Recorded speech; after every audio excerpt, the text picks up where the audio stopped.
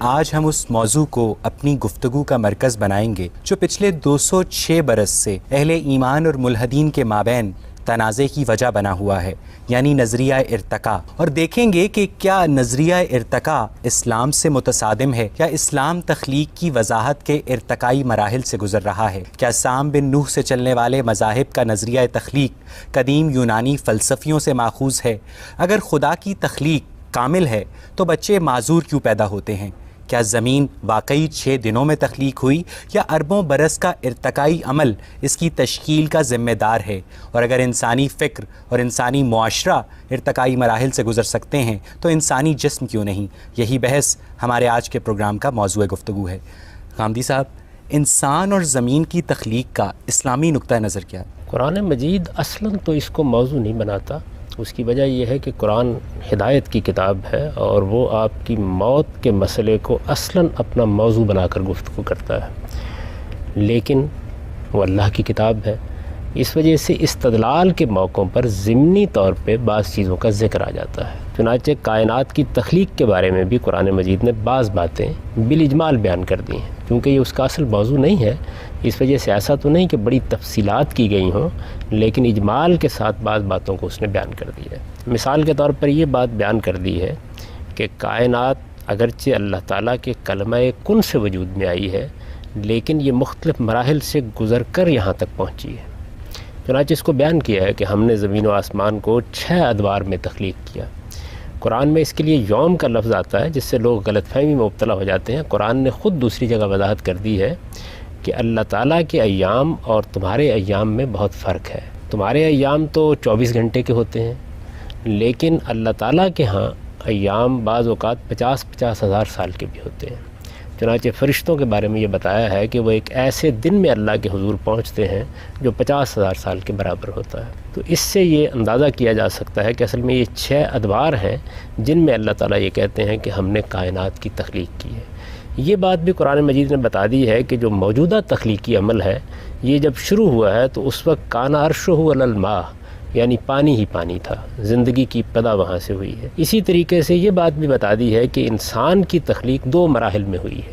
پہلا مرحلہ وہ ہے جس میں وہ زمین کے پیٹ سے پیدا ہوا ہے، اور دوسرا مرحلہ وہ ہے جس میں اب تناسل کا یا نسل کا وہ طریقہ اختیار کر لیا گیا ہے جس میں اب وہ خود اپنی اولاد پیدا کرنے پہ قدرت رکھتا ہے۔ تو یہ قرآن مجید نے چند چیزوں کا اشارہ کیا ہے۔ آپ گفتگو کریں گے تو میں ان کی جو تفصیلات اس نے بیان کی ہیں وہ بھی آپ کی خدمت میں عرض کر دوں گا۔ پھر اس کے بعد قصہ آدم و ابلیس جب زیر بحث آتا ہے تو وہاں قرآن مجید بعض اور حقائق کی طرف توجہ دلاتا ہے جس کا تعلق انسان کی فطرت اور اللہ تعالیٰ کی اس اسکیم سے ہے جو اس نے بعد کے تخلیقی مراحل میں روا رکھی ہے۔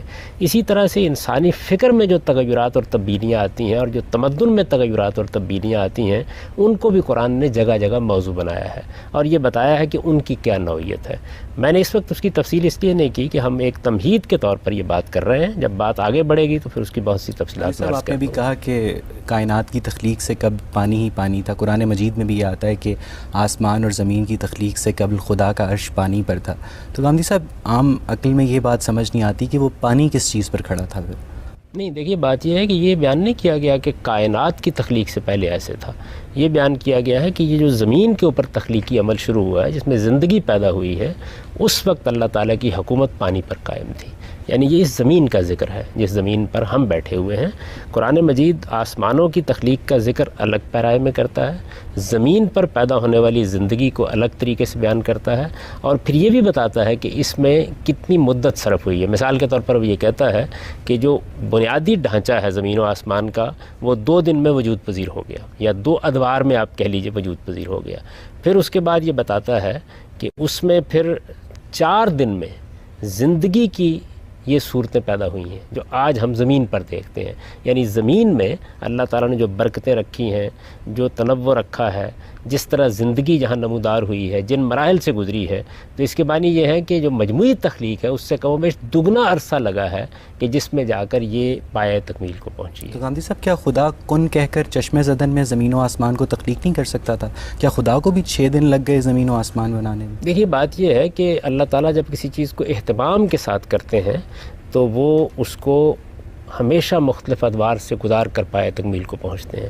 کہنے کو تو آم کا پودا چشم زدن میں اگایا جا سکتا ہے، لیکن اس کی جو صلاحیت نمودار ہوتی ہے اور جن مراحل سے گزر تک اس کے پھل میں وہ رس آتا ہے جو آپ کے لیے حظ کا باعث بنتا ہے، اس کو مختلف موسموں سے گزارا جاتا ہے۔ تو اللہ تعالیٰ تو کلمہ کن کہہ کے کسی چیز کو بھی تخلیق کر دیں، اور چنانچہ قیامت کے موقع کے اوپر جب وہ ایک سور پھونکا جائے گا اور دنیا کو دوبارہ وجود میں لائیں گے تو وہ کہتے ہیں کہ میں چشم زدن میں اس پورے کے پورے نظم انسانی کو ختم کر دوں گا، اور ختم کر کے یوم تبدل الارض غیر الارض والسماوات، اسی زمین و آسمان کو ایک نئے زمین و آسمان میں تبدیل کر دوں گا۔ لیکن ان کے کام کرنے کے دونوں طریقے ہیں، یعنی بعض اوقات وہ ایک چیز کو مراحل سے گزارتے ہیں، ان کے پیچھے اس کی حکمت موجود ہوتی ہے۔ بچہ ہے مثال کے طور پر، یہ بالکل ممکن تھا کہ 20-25 سال کی عمر میں آپ درخت سے اتار کے لے آتے، آسمان سے نازل ہو جاتا، لیکن اس کو مختلف مراحل سے گزارا جاتا ہے۔ وہ ماں کے پیٹ میں بہت سے مراحل طے کرتا ہے، اس کے بعد بھی جب وہ دنیا میں آتا ہے تو ایک ناتمام وجود ہوتا ہے، پھر وہ بچپن کے، لڑکپن کے، شباب کے مراحل سے گزرتا ہوا ایک مرتبہ پھر بڑھاپے کی دہلیز پر قدم رکھ دیتا ہے۔ تو یہ اللہ تعالیٰ نے جو ارتقاء رکھا ہے، اور اس ارتقاء کے ذریعے سے مختلف مراحل سے انسان گزرتا ہے، یا کائنات گزرتی ہے، یا تخلیقی عمل گزرتا ہے، اس سے وہ حکمت، وہ معنویت وجود میں آتی ہے جو انسان کو غور و فکر کا سامان دیتی ہے۔ آپ ایوولوشن کی نفی نہیں کرتے؟ دیکھیے، ارتقاء تو اس کائنات کے ذرے ذرے میں کار فرما ہے۔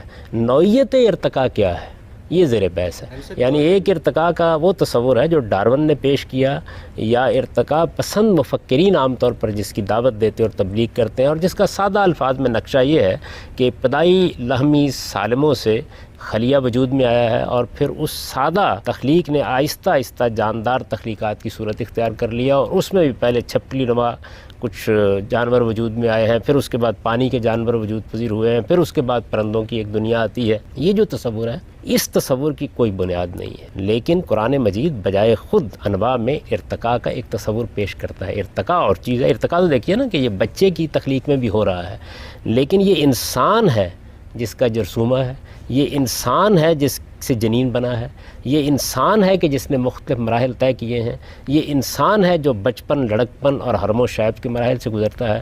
تو انسان ہی ہے کہ جو ارتقاء کے مراحل سے گزرتے گزرتے آہستہ آہستہ شباب کو پہنچتا ہے، اور دیکھیں اس کی بہت سی صلاحیتیں وقت کے ساتھ نمودار ہوتی ہیں۔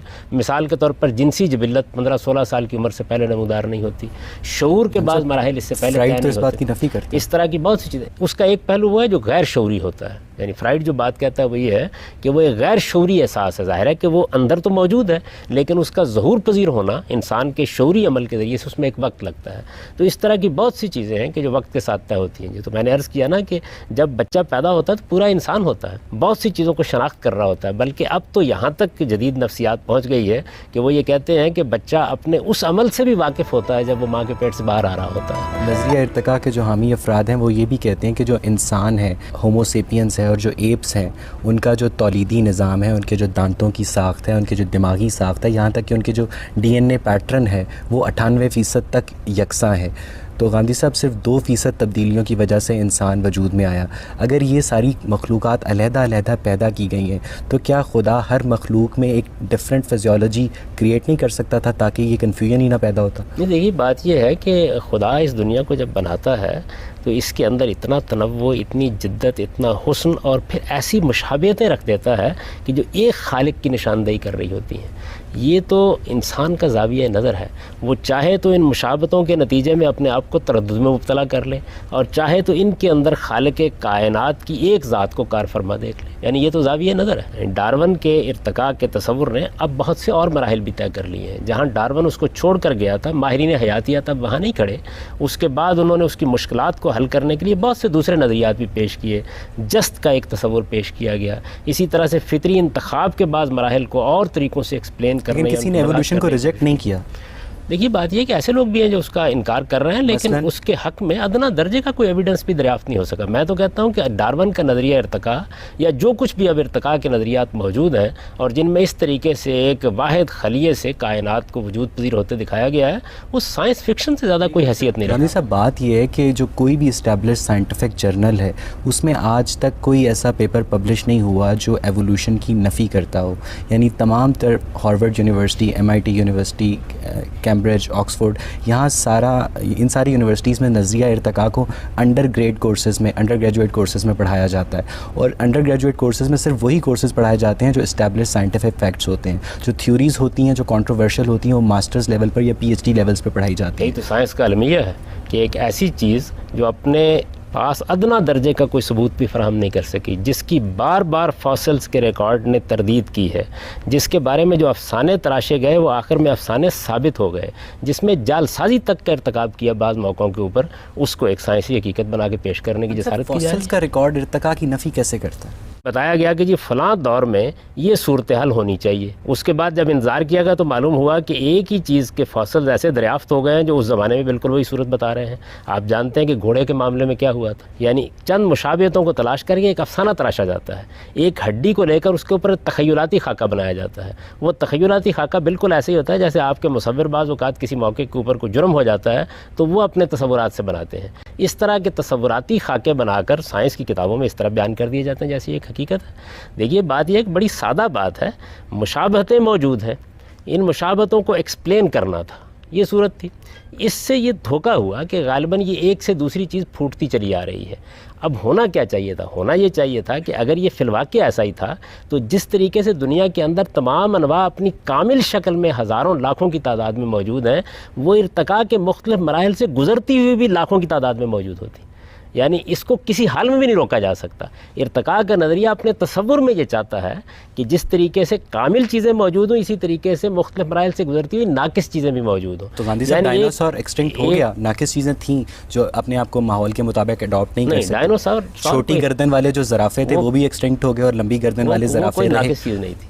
دیکھیے ناقص چیز کا مطلب یہ ہے کہ ابھی ایک مخلوق ایسی ہے جو نصف مچھلی ہے اور نصف چھپکلی ہے، یہ ہے اس کا ناقص ہونا. ڈائنوسار اپنی جگہ ایک کامل مخلوق. کسی مخلوق کا ختم ہو جانا یہ تو کائنات کے اندر جاری ہے. ایرسٹوٹل کی تھیوری تھی کہ انسان بلڈ کلوت سے بنا ہے، اور قرآن میں بھی اس کے بارے میں ذکر کیا ہوا ہے. تو آپ کیا اس کے بارے میں کہیں گے کہ اس تھیوری کو قرآن کس طرح اس کو ریلیٹ کرتا ہے اس کو؟ نہیں، قرآن مجید نے یہ بات نہیں کہی. قرآن مجید نے تو یہ بتایا ہے کہ اس وقت انسان جن مراحل سے گزر کر وجود پذیر ہوتا ہے وہ مراحل کیا ہیں، ان مراحل کو بیان کیا. ظاہر ہے کہ اس میں ایک نطفے سے اس کی ابتدا ہوتی ہے، پھر ایک خون کی پھٹکی سی بن جاتی ہے، پھر جونک کی صورت اختیار کر لیتا ہے، پھر اس کے بعد مختلف مراحل سے گزرتے ہوئے اس کی ہڈیوں پر گوشت آنا شروع ہو جاتا ہے، اور پھر کہیں جا کر وہ وقت آتا ہے کہ جس میں وہ ہر لحاظ سے درست ہو جاتا ہے. تو یہ مراحل قرآن نے بیان کیے ہیں. یہ نہیں کہا کہ فلاں چیز سے انسان بنا ہے. انسان کے بننے میں جو اجزاء موجود ہیں وہ تو اسی پوری کائنات کے اندر ہیں، اسی ہماری زمین کے اندر ہیں، اور ان کا تحلیل تجزیہ کر کے بتا بھی دیے گا کہ وہ کیا اجزاء ہیں. انسان کی شخصیت کے بھی دو پہلو ہیں. یعنی ایک پہلو اس کا وہ ہے جس میں اس کا یہ جسمانی قالب وجود میں آیا ہے. قرآن اس کو دو مراحل میں بیان کرتا ہے. ایک مرحلہ اس کا وہ ہے جب وہ زمین کے پیٹ سے پیدا ہوا ہے، دوسرا مرحلہ وہ ہے جس طریقے سے وہ اب پیدا ہوتا ہے. تو اس دوسرے مرحلے کو بیان کرتے ہوئے وہ ان سب مراحل کی طرف اشارہ کرتا ہے جو اس وقت بھی ماں کے پیٹ میں گزرتے ہیں. ان میں اس کا بھی ذکر کیا گیا ہے کہ ایک وقت ایسا ہوتا ہے کہ جب وہ خون کی پھٹکی کی طرح ہو جاتا ہے. یعنی وہ بھی گویا بات سمجھانے کے لیے ایک لفظ اختیار کر لیا گیا ہے. اصل حقیقت کیا ہے؟ اصل حقیقت کو تو ظاہر بات ہے کہ آپ علمی طریقے سے مختلف اصطلاحات سے تعبیر ہی کر سکتے ہیں. ہمارے ذہن میں جو تعبیرات ہوتی ہیں ان کے لیے ہم الفاظ بھی وجود پذیر لاتے رہتے ہیں. تو انسان کو سمجھانے کے لیے یہ بات کہی گئی ہے کہ بالکل ایک خون کی پھٹکی کی طرح پھر وہ ہو جاتا ہے. آپ پوچھو. سر میرا سوال یہ ہے کہ زمین کی عمر 4 ارب 55 کروڑ سال ہے، جبکہ انسان کی عمر 2 لاکھ سال ہے. یہ جو اس میں گیپ 4 ارب 54 کروڑ اور 98 لاکھ سال کا آتا ہے، تو کیا یہ پرفیکٹ کریشن کے تصور کو متزلزل نہیں کرتی؟ پرفیکٹ کریشن سے آپ کی کیا مراد ہے؟ یعنی کیا صرف انسان ہی ہے کہ جس کو اللہ تعالیٰ نے پیدا کیا ہے؟ اللہ تعالیٰ کی ساری مخلوقات اس کے لیے برابر ہیں. اربوں سال پہلے جب یہ دنیا وجود میں آئی ہے اس وقت بھی بہت سی مخلوقات تھیں. ایک لمبے مرحلے سے یہ سارا معاملہ گزرا ہے، اور پھر ایک وقت آیا ہے کہ جس وقت اس نے انسان جیسی مخلوق کو پیدا کیا ہے. بہت سی مخلوقات ایسی ہیں جن کو اب ہماری خوردبینیں دریافت کر رہی ہیں، اور بہت سی مخلوقات ایسی ہیں جس کے بارے میں الہامی صحائف ہم کو بتاتے ہیں کہ وہ موجود ہیں اور ہم سے بہت پہلے سے موجود ہیں. مثال کے طور پر فرشتے ہیں، مثال کے طور پر جنات ہیں. تو خدا کی کائنات بے آباد نہیں تھی. ہم البتہ ارتقاء کے ایک خاص مرحلے میں وجود پذیر ہوئے ہیں، اور اس کے بعد اللہ تعالیٰ کی وہ اسکیم روبہ عمل ہوئی ہے جو ہم سے متعلق ہے. تو ساری کائنات کو اور خدا کے پورے تخلیقی عمل کو اپنے ہی زاویے سے نہیں دیکھنا چاہیے، اللہ تعالیٰ کی کائنات ہے، وہ اس کا خالق ہے، وہ اس کا مالک ہے، وہ اس میں بے شمار مخلوقات کو پیدا کرتا ہے۔ ابھی تو پچھلے دنوں ایک جزیرہ دریافت ہوا جس میں 10,000 کے قریب ایسی انواع دریافت ہوئی جو دنیا میں اور کہیں نہیں پائی جاتی۔ تو معلوم نہیں کیا کیا مخلوقات ہیں کہ جن کا وہ خالق ہے اور ان کے ساتھ کیا معاملہ کر رہا ہے۔ انسان کو اپنے حاضر علم کی بنیاد پر اور اپنے محدود علم کی بنیاد پر خدا کو قیاس نہیں کرنا۔ عامر صاحب، قدیم یونانی فلسفیوں کی رائے تھی کہ جو کائنات ہے وہ عناصر اربع یعنی آگ، مٹی، ہوا اور پانی سے مل کر بنی ہے۔ اب قرآن مجید بھی انسان کے تخلیق کے ماخذ کے طور پر مٹی اور پانی کے ملے جلے استعارے استعمال کرتا ہے، تو کیا جو سامی مذاہب ہیں ان کا نظریہ تخلیق قدیم یونانی فلسفیوں کے نظریہ تخلیق کی ایکسٹینشن ہے؟ کائنات کے عناصر کیا ہیں یہ ایک الگ بحث ہے، اور یہ بالکل ایک الگ بحث ہے کہ انسان کی تخلیق کی ابتدا کہاں سے ہوئی ہے۔ یہ دو الگ الگ چیزیں ہیں۔ قرآن یہ نہیں بیان کر رہا کہ انسان کے عناصر کیا ہیں جن سے وہ بنا ہے، یہ بتا رہا ہے کہ یہ اصل میں سمندروں کے کنارے جس طرح ایک چپچپاتی ہوئی مٹی ہوتی ہے جس کو آپ گارے سے تعبیر کر سکتے ہیں، اس سے انسان کی تخلیق کی ابتدا ہوئی ہے، یہ بات بیان کرتا ہے۔ اس کو تین لازب کے لفظ سے تعبیر کرتا ہے، یعنی یوں سمجھ لیجئے کہ جس طرح اب یہ ایک پروسیس ہے نا جو اب گزرتا ہے، وہ کیا پروسیس ہے؟ وہ پروسیس یہ ہے کہ اسی زمین کے مختلف اجزاء ہیں جو خوراک کی صورت میں ہمارے اندر جاتے ہیں، ہماری اس فیکٹری کے اندر پروسیس ہوتے ہیں، اس سے ایک قطرہ آب بنتا ہے اور ایک ایگ بنتا ہے، دونوں کا ایک خاص طریقے پر ملاپ ہوتا ہے، ان کے ملاپ سے کے نتیجے میں وہ جنین وجود میں آتا ہے جو پھر مختلف مراحل سے گزرتا ہے۔ وہ مختلف مراحل سے گزرنے کے بعد ایک جیتا جاگتا انسان کم و بیش قالب کے لحاظ سے 120 دن میں مکمل ہو جاتا ہے۔ اب جو ہمارے ہاں پروسیس ہے وہ یہ ہے، یہی پروسیس بینے اسی طریقے سے زمین کے پیٹ میں ہوا ہے، یعنی وہی زمینی اجزاء جو اب ہم خوراک کی صورت میں اس فیکٹری میں ڈالتے ہیں وہ اسی طریقے سے گارے اور مٹی کے آمیزے کے اندر وجود پذیر ہونا شروع ہوئے ہیں، اور پھر آہستہ آہستہ انہوں نے جس طرح اب مختلف مراحل سے گزر کر مختلف مراحل سے گزرتے ہوئے وہ ایک انسان کی صورت اختیار کرتے ہیں، بالکل اسی طریقے سے انسان کی صورت اختیار کر گیا۔ یہاں تین مختلف باتیں ہیں، ایک کائنات جو سائنسی علم کے مطابق ہیں، ایک کائنات کا آغاز ہے، ایک زمین کا آغاز ہے، اور ایک اس پر زندگی کا آغاز ہے۔ تو میں تینوں کو ڈیفرنٹ سکیل پہ آپ سے پوچھوں گا، کیونکہ کائنات کے آغاز کے بارے میں سائنس یہ کہتی ہے کہ 15 بلین ایئرس بیفور یہ سٹارٹ ہوا ایک بڑے دھماکے کے ساتھ، جسے ہم ٹیکنیکلی بگ بینگ تھیوری کہتے ہیں۔ اس کے بعد کہتے ہیں کہ 5 بلین ایئر ہماری اس زمین کی عمر ہے، اور اس کے بھی بعد یہاں پر زندگی شروع ہوئی کسی ادنا حالت میں۔ جو کائنات کا آغاز ہے اس کو جو تھیوریز بتا رہی ہیں وہ فزیکل تھیوریز ہیں، اور ان میں بھی ارتقاء کا تصور ہے۔ بگ بینگ تھیوری میں یہ کہا گیا کہ کائنات کا آغاز نتھنگنیس سے شروع ہوا اور ایک بڑے دھماکے کے ساتھ چھوٹے چھوٹے ذرے بنے، پھر اس کے بعد نیوٹران بنے، کوارک سے نیوٹران بنے، وہاں سے جو مادہ اور یہ کائنات بنی۔ تو فزیکل ورلڈ میں جو ارتقاء کا تصور بتایا گیا اس کے سائنسی ثبوت موجود ہیں۔ تو کیا آپ فزیکل ورلڈ میں طبعی جو کائنات ہے اس میں بھی ارتقاء سے انکار کریں گے؟ میں نے تو یہ عرض کیا کہ ارتقاء سے تو انکار قرآن بھی نہیں کرتا، ارتقاء سے انکار کوئی صاحب عقل بھی نہیں کر سکتا، ارتقاء تو جاری ہے۔ ارتقاء کیسے ہوا ہے؟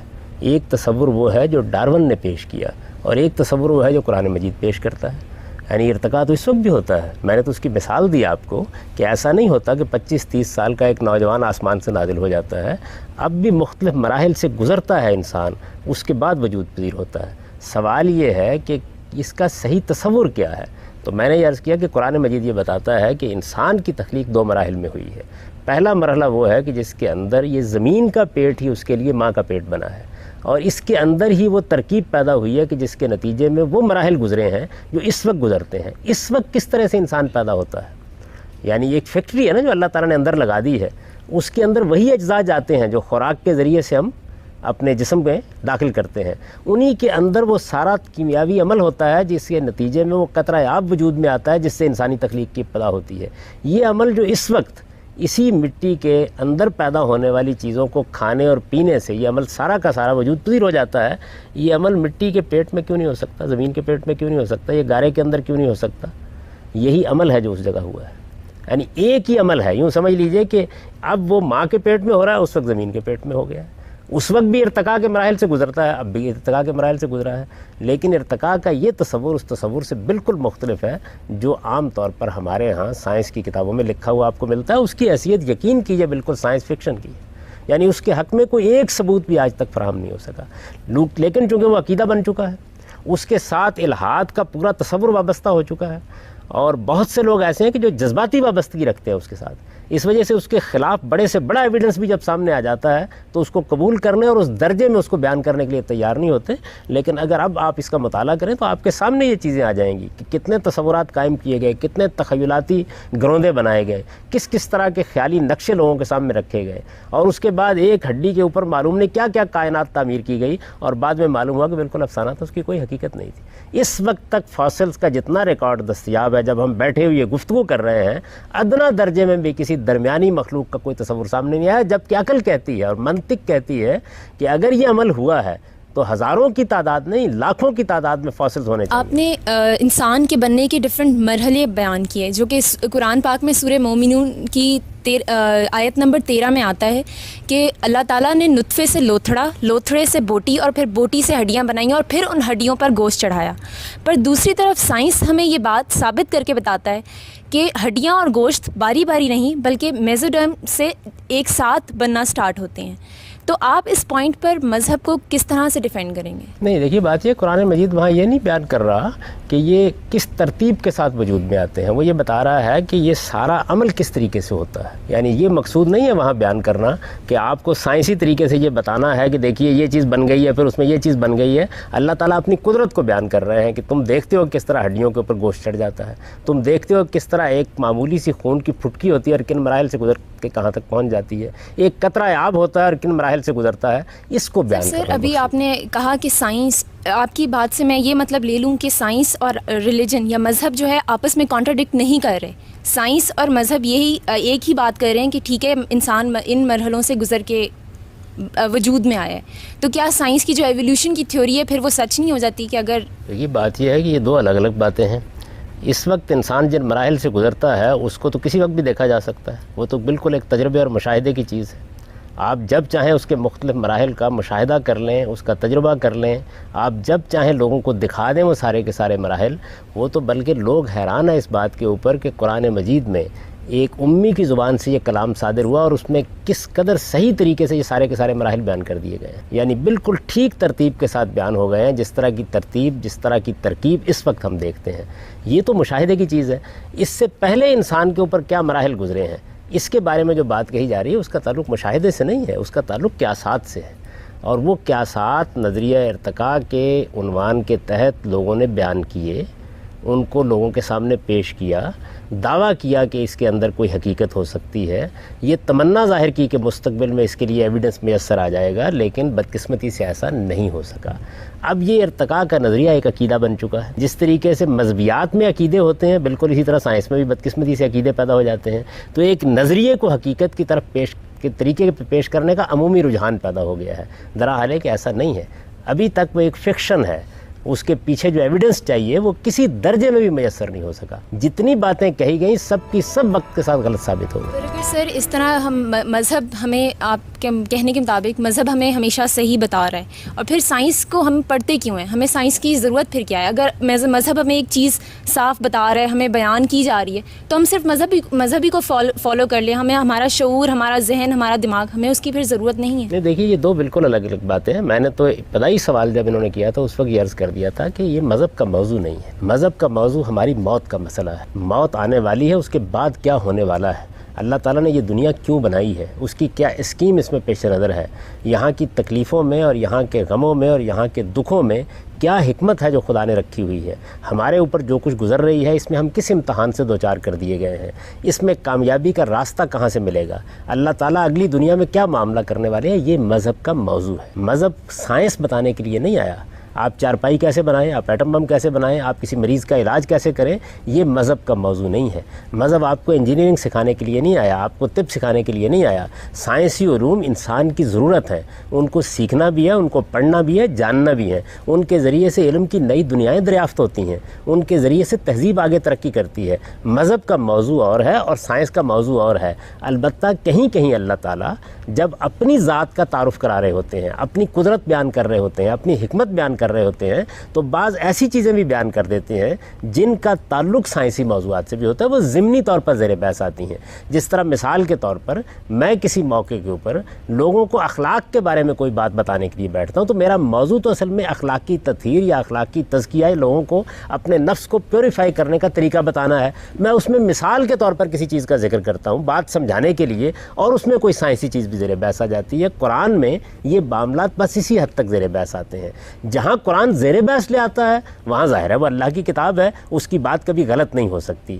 لیکن باقی تمام چیزیں آپ کے علم کے لیے، آپ کے مطالعے کے لیے، آپ کے تجربے کے لیے، آپ کے مشاہدے کے لیے چھوڑ دی گئی ہیں. ان پر غور کیجئے، اس علم کو بڑھائیے. اس علم پر انحصار ہے در حقیقت انسانی تہذیب کے ارتقاء کا.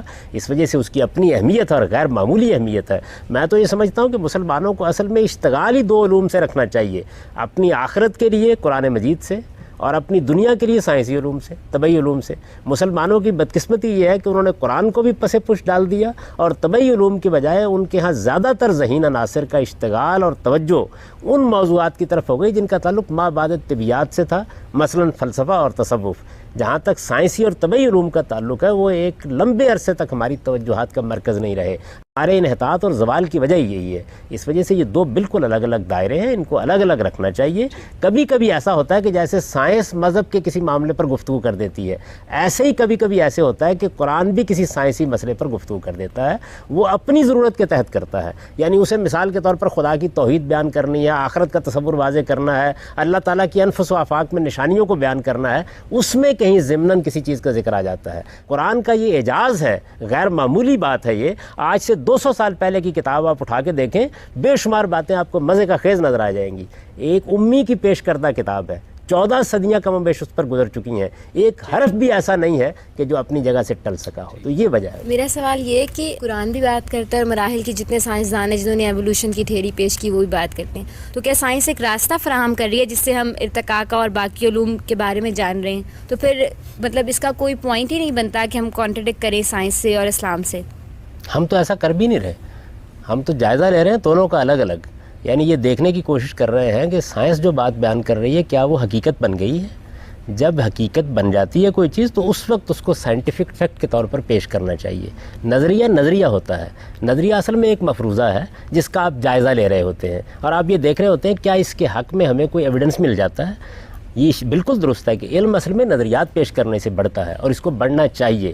اس وجہ سے اگر حیاتیات کے ماہرین نے ارتقاء کا نظریہ پیش کیا تو کوئی جرم نہیں کیا، ایک نقطہ نظر انہوں نے بیان کیا. اب اس کے حق میں کچھ ایویڈنس آنا شروع ہو جائے گا یا اس کے خلاف آنا شروع ہو جائے گا. یہ عمل ایسے ہی جاری رہتا ہے. باقی علوم میں بھی ایسے ہی ترقی ہوتی ہے.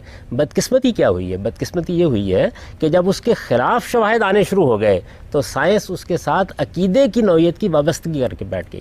مختلف اہل علم نے باقاعدہ اس بات کے اوپر غم کا اظہار کیا کہ اس نظریے کے حق میں ہمیں شواہد مل کیوں نہیں رہے. یہ سائنسدان کا کام نہیں ہے. یہ جب کوئی چیز عقیدہ بنتی ہے تو تب یہ چیز پیدا ہوتی ہے. سائنسدان کا کام تو یہ ہے کہ وہ حقائق کا سامنا کرے. جو چیز سامنے آتی ہے دیانتداری کے ساتھ دنیا کو بتائے. دنیا کو بتائے یہ بات کہ آج تک اس نظریے کے حق میں کوئی ایک ایویڈنس بھی ایسا میسر نہیں آ سکا جو شکوک اور شبہات سے بالا تر ہو. نظریہ ہے، غور و فکر جاری رکھیے، کوئی نہیں روکتا اس کے اوپر سے.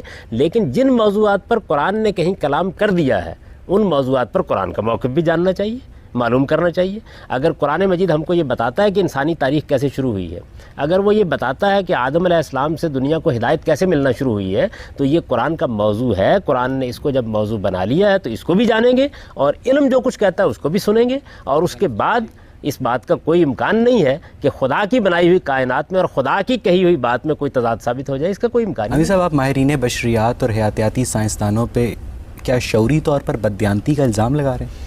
دیکھیے بات یہ ہے کہ بددیانتی کا الزام لگانے کا تو کسی کو بھی کسی پر کوئی حق نہیں ہے. لیکن جب ایسے شواہد سامنے آ جاتے ہیں کہ جس میں یہ صاف محسوس ہو رہا ہوتا ہے کہ آپ کے سامنے ایک حقیقت آ گئی اور آپ اس کا اعتراف نہیں کرتے. دیکھیے بعض اوقات ایسا بھی ہوتا ہے کہ لاشعوری طور پر بھی آدمی اس طرح کی حرکتوں کا ارتکاب کر ڈالتا ہے. اہل مذہب نہیں کرتے، انہوں نے جب ایک عقیدہ قائم کر لیا ہوتا ہے، جب ایک نظریہ قائم کر لیا ہوتا ہے، جب وہ کسی خاص فرقے سے وابستہ ہو گئے ہوتے ہیں، ان کے اندر بھی یہ ذہنیت پیدا ہو جاتی ہے. یہ انسان کی کمزوریوں میں سے ہے. ہمارا خیال تھا کہ سائنسدان ان کمزوریوں سے اپنے آپ کو پاک رکھیں گے، ان کے علم کی نوعیت ہی ایسی تھی، لیکن ایسا ہو نہیں. سورہ مومنون کی 27ویں آیت میں آتا ہے کہ اللہ تعالیٰ نے سیلاب عظیم سے پہلے حضرت نوح کو حکم دیا کہ ہر جاندار کا جوڑا اپنی ایک کشتی میں سوار کر لیں. تو گامدی صاحب، دنیا میں جو 5 کروڑ سپیشیز بستی ہیں، انہیں زمین کے ایک مقام پر مجتمع کر کے انہیں ایک ہاتھ سے بنی ہوئی کشتی میں سوار کرنا کیسے ممکن ہے؟ یا یہ جو ساری سپیشیز ہیں یہ بعد میں ارتقاء کے نتیجے میں درجہ بدرجہ وجود میں آئی؟ دیکھیے، بات یہ ہے کہ جو ہر کا لفظ بولا جاتا ہے نا، یہ اردو زبان میں بھی ماحول کے لحاظ سے بولا جاتا ہے. میں یہاں سے نکلتے ہوئے کہتا ہوں کہ ان لوگوں میں سے ہر ایک کو چائے کا ایک کپ پلا دیجئے. تو یہ ایک خاص پس منظر میں لفظ بولا گیا ہے. قوم نوح پر طوفان آیا تھا، ایک بڑے علاقے میں پانی پھیل گیا تھا. جو لوگ کشتی میں سوار کیے گئے تھے ان کو بعد میں زندگی شروع کرنی تھی. ان کی ضرورت کے جانور جو تھے ان کے بارے میں یہ کہا گیا کہ ان کو آپ کشتی میں سوار کر لیں، کیونکہ دوبارہ وہ عمل تو صدیوں میں شروع ہوتا، جس کے بعد اس علاقے میں ان کی ضرورت کے جانور جو اس زمانے میں لوگوں کے لیے ان کی معیشت کی بنیاد تھے وہ میسر کیے جا سکتے. تو ایسے موقعوں پر ہر کا لفظ یا کل کا لفظ جو عربی زبان میں بولا جاتا ہے، یہ اس صورتحال کے لحاظ سے بولا جاتا ہے. ہم بھی ایسے ہی بولتے ہیں. تو اس کو سمجھ لینا چاہیے. اس سے لوگوں نے بالکل ایک غلط نتیجہ یہ نکال لیا. ایسی بات قرآن نے بالکل نہیں کہی کہ ساری کائنات میں جتنے جاندار موجود ہیں ان کے جوڑے وہاں رکھ لیے گئے تھے. نہ طوفان پورے کے پورے عالم میں آیا تھا، اور نہ ساری دنیا کے اندر جو مخلوقات اللہ نے پیدا کی ہیں ان کو رکھنا مقصود تھا. ایک قوم پر طوفان آیا، اللہ کا عذاب آیا، اس کے بعد وہ قوم مٹا دی گئی. کچھ لوگوں کو کشتی میں سوار کر کے بچا لیا گیا. جو لوگ بچے ان کو اگلے دن زندگی شروع کرنی تھی. ان کی زندگی کی ضرورت کے تمام جانور، دیکھیے میں نے لفظ تمام بولا لیکن ایک خاص پس منظر میں بولا. تو قرآن مجید ادب کی زبان میں ہے، اس کو بہت اچھی طرح سمجھنا چاہیے. اس سے پہلے ایک سوال ہوا تو میں نے عرض کیا تھا کہ قرآن نے تخلیق کے مراحل بیان کرتے ہوئے بھی یہی اسلوب اختیار کیا ہے کہ انسان کو جس طریقے سے اللہ تعالیٰ کی قدرت کا ایک نمونہ بتانا ہے وہ بتایا ہے. اس میں یہ مقصود نہیں ہے کہ ہڈیاں پہلے وجود میں آئی ہیں یا گوشت پہلے وجود میں آیا ہے. اس کو بیان کرنا پیش نظر. یعنی قرآن مجید سائنس کی کتاب نہیں ہے؟ سائنس کی کتاب تو یقیناً نہیں ہے. اس کی وجہ یہ ہے کہ قرآن مجید آپ کو یہ بتانے کے لیے نہیں آیا کہ حقائق کس طریقے سے نمودار ہوتے ہیں. سائنس جن چیزوں کو موضوع بناتی ہے ان کے بارے میں قرآن کیا رائے قائم کرنا چاہتا ہے. قرآن مجید میں یہ تمام معاملات ضمناً زیر بحث آتے ہیں. جس طریقے سے مثال کے طور پر ادب کی ایک کتاب آپ لکھ رہے ہوتے ہیں، ممکن ہے کہ آپ ایک ڈرامہ لکھ رہے ہوں، آپ فکشن لکھ رہے ہوں، آپ کوئی ناول لکھ رہے ہوں، اس کے درمیان میں بھی ہو سکتا ہے کہ کسی موقع پر کسی سائنسی چیز کا بیان ہو جائے، کسی طبی حقیقت کا بیان ہو جائے. قرآن ہدایت کے لیے آیا ہے، اور ہدایت کا موضوع کیا ہے کہ آپ کو موت کے بعد کیا پیش آنے والا ہے. اس کے لحاظ سے کسی موقع کے اوپر وہ کوئی بات کرتا ہے، چونکہ وہ خدا کی بات ہوتی ہے، اس لیے غلط نہیں. یہ سب حیاتیات کی مجبوری ہے کہ ہر جاندار چیز ہی سے پیدا ہوتی ہے. زمین تو بے جان ہے، زمین کا پیٹ بھی بے جان ہے، تو اس کے اندر سے جاندار چیزیں کیسے پیدا ہو سکتی ہیں؟ بات یہ ہے کہ حیاتیات کہیں سے بات شروع کرے گی. مثلا نظریہ ارتقاء بھی تو آخر پہلے خلیے سے بات شروع کرے گا نا. بات یہ ہے کہ زمین کے پیٹ کے اندر ہی سے اب بھی سب کچھ پیدا ہوتا ہے. بے شمار مخلوقات ایسی ہیں کہ جن کے لیے جو کام ماں کا پیٹ کرتا ہے وہی زمین کا پیٹ کر رہا ہوتا ہے. جی آپ پوچھیے. آپ نے تھیوری آف ایوولوشن کو ابھی بالکل رد کر دیا یہ کہہ کر کہ یہ ایک سائنس فکشن ہے. کائنات کی تخلیق اور انسان کی تخلیق میں تقریباً کروڑوں سال گزر گئے.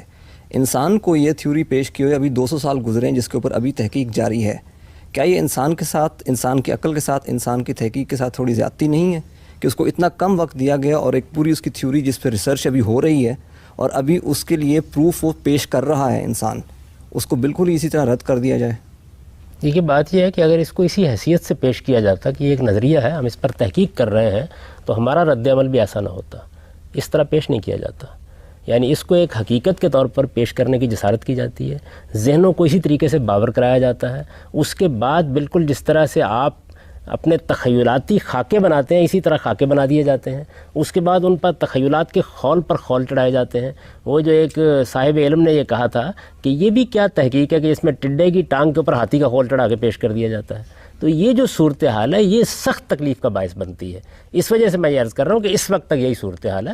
ہم تحقیق کو نہیں روک رہے، آپ تحقیق کیجئے، اپنی بات آگے بڑھائیے، لیکن چونکہ اس موضوع پر قرآن مجید نے گفتگو کر دی ہے اور یہ بتا دیا ہے کہ انسان کی تخلیق کن مراحل سے گزر کر ہوئی ہے اور دونوں مراحل کا ذکر کر دیا ہے، اور یہ بتا دیا ہے کہ جب انسان کی تخلیق کی ابتدا ہوئی تو وہ بھی اصل میں انسان تھا جس کی تخلیق کی ابتدا ہوئی ہے. بدا خلق الانسان من طین، یعنی گارے کے اندر سے ہم نے انسان کو وجود پذیر کرنے کا عمل شروع کیا، اور پھر قرآن اس کے مختلف مراحل بتاتا ہے. یعنی صاف معلوم ہوتا ہے کہ گارے کے اندر جب یہ چیز پیدا ہوئی تو جیسے ایگ بنتا ہے اس طرح ایگ بنتا چلا گیا ہے، پھر وہ ٹوٹا ہے جس کو سلسال کالفخار کہتا ہے قرآن مجید، اس کے اندر سے انسان نمودار ہوا ہے.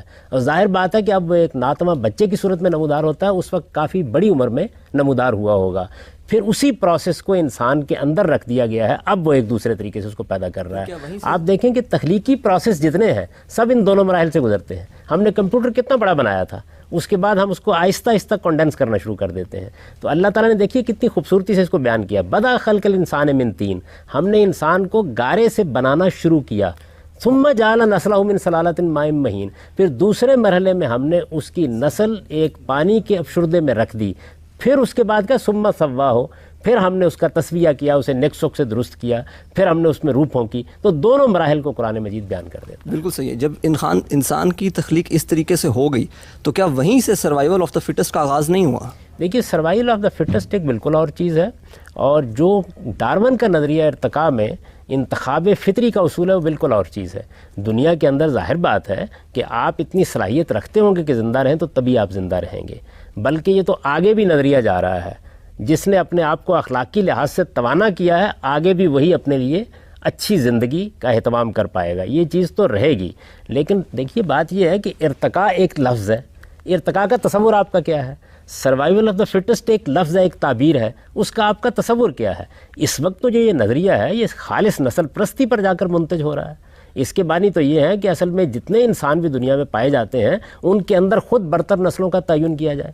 اس نے تو انسانیت کو تفریق میں ڈال دیا ہے، اس نے فلسفے پر ظلم کیا ہے، اس نے پوری انسانیت کے بارے میں ایک ایسا تصور دے دیا ہے کہ جس کے نتیجے میں ہر چیز اصل میں اپنی جگہ سے ہل گئی ہے. پھر یہ کہ یہ لوگ حیاتیات تک پر رکے نہیں ہیں، انہوں نے اس نظریے کا جو حیاتیات کا نظریہ تھا اس کا اطلاق سماجیات پر کر دیا آگے، اور پھر سماجی علوم کے معاملے میں بھی یہی صورتحال پیدا کر دی ہے.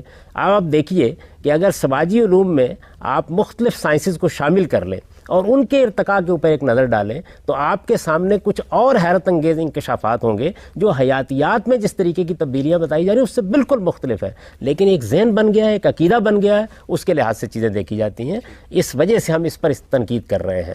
مرحلے گزر رہے ہیں، زندگی آگے بڑھ رہی ہے، اگر کوئی معقول بات سامنے آ جائے گی تو کیوں نہیں مانیں گے؟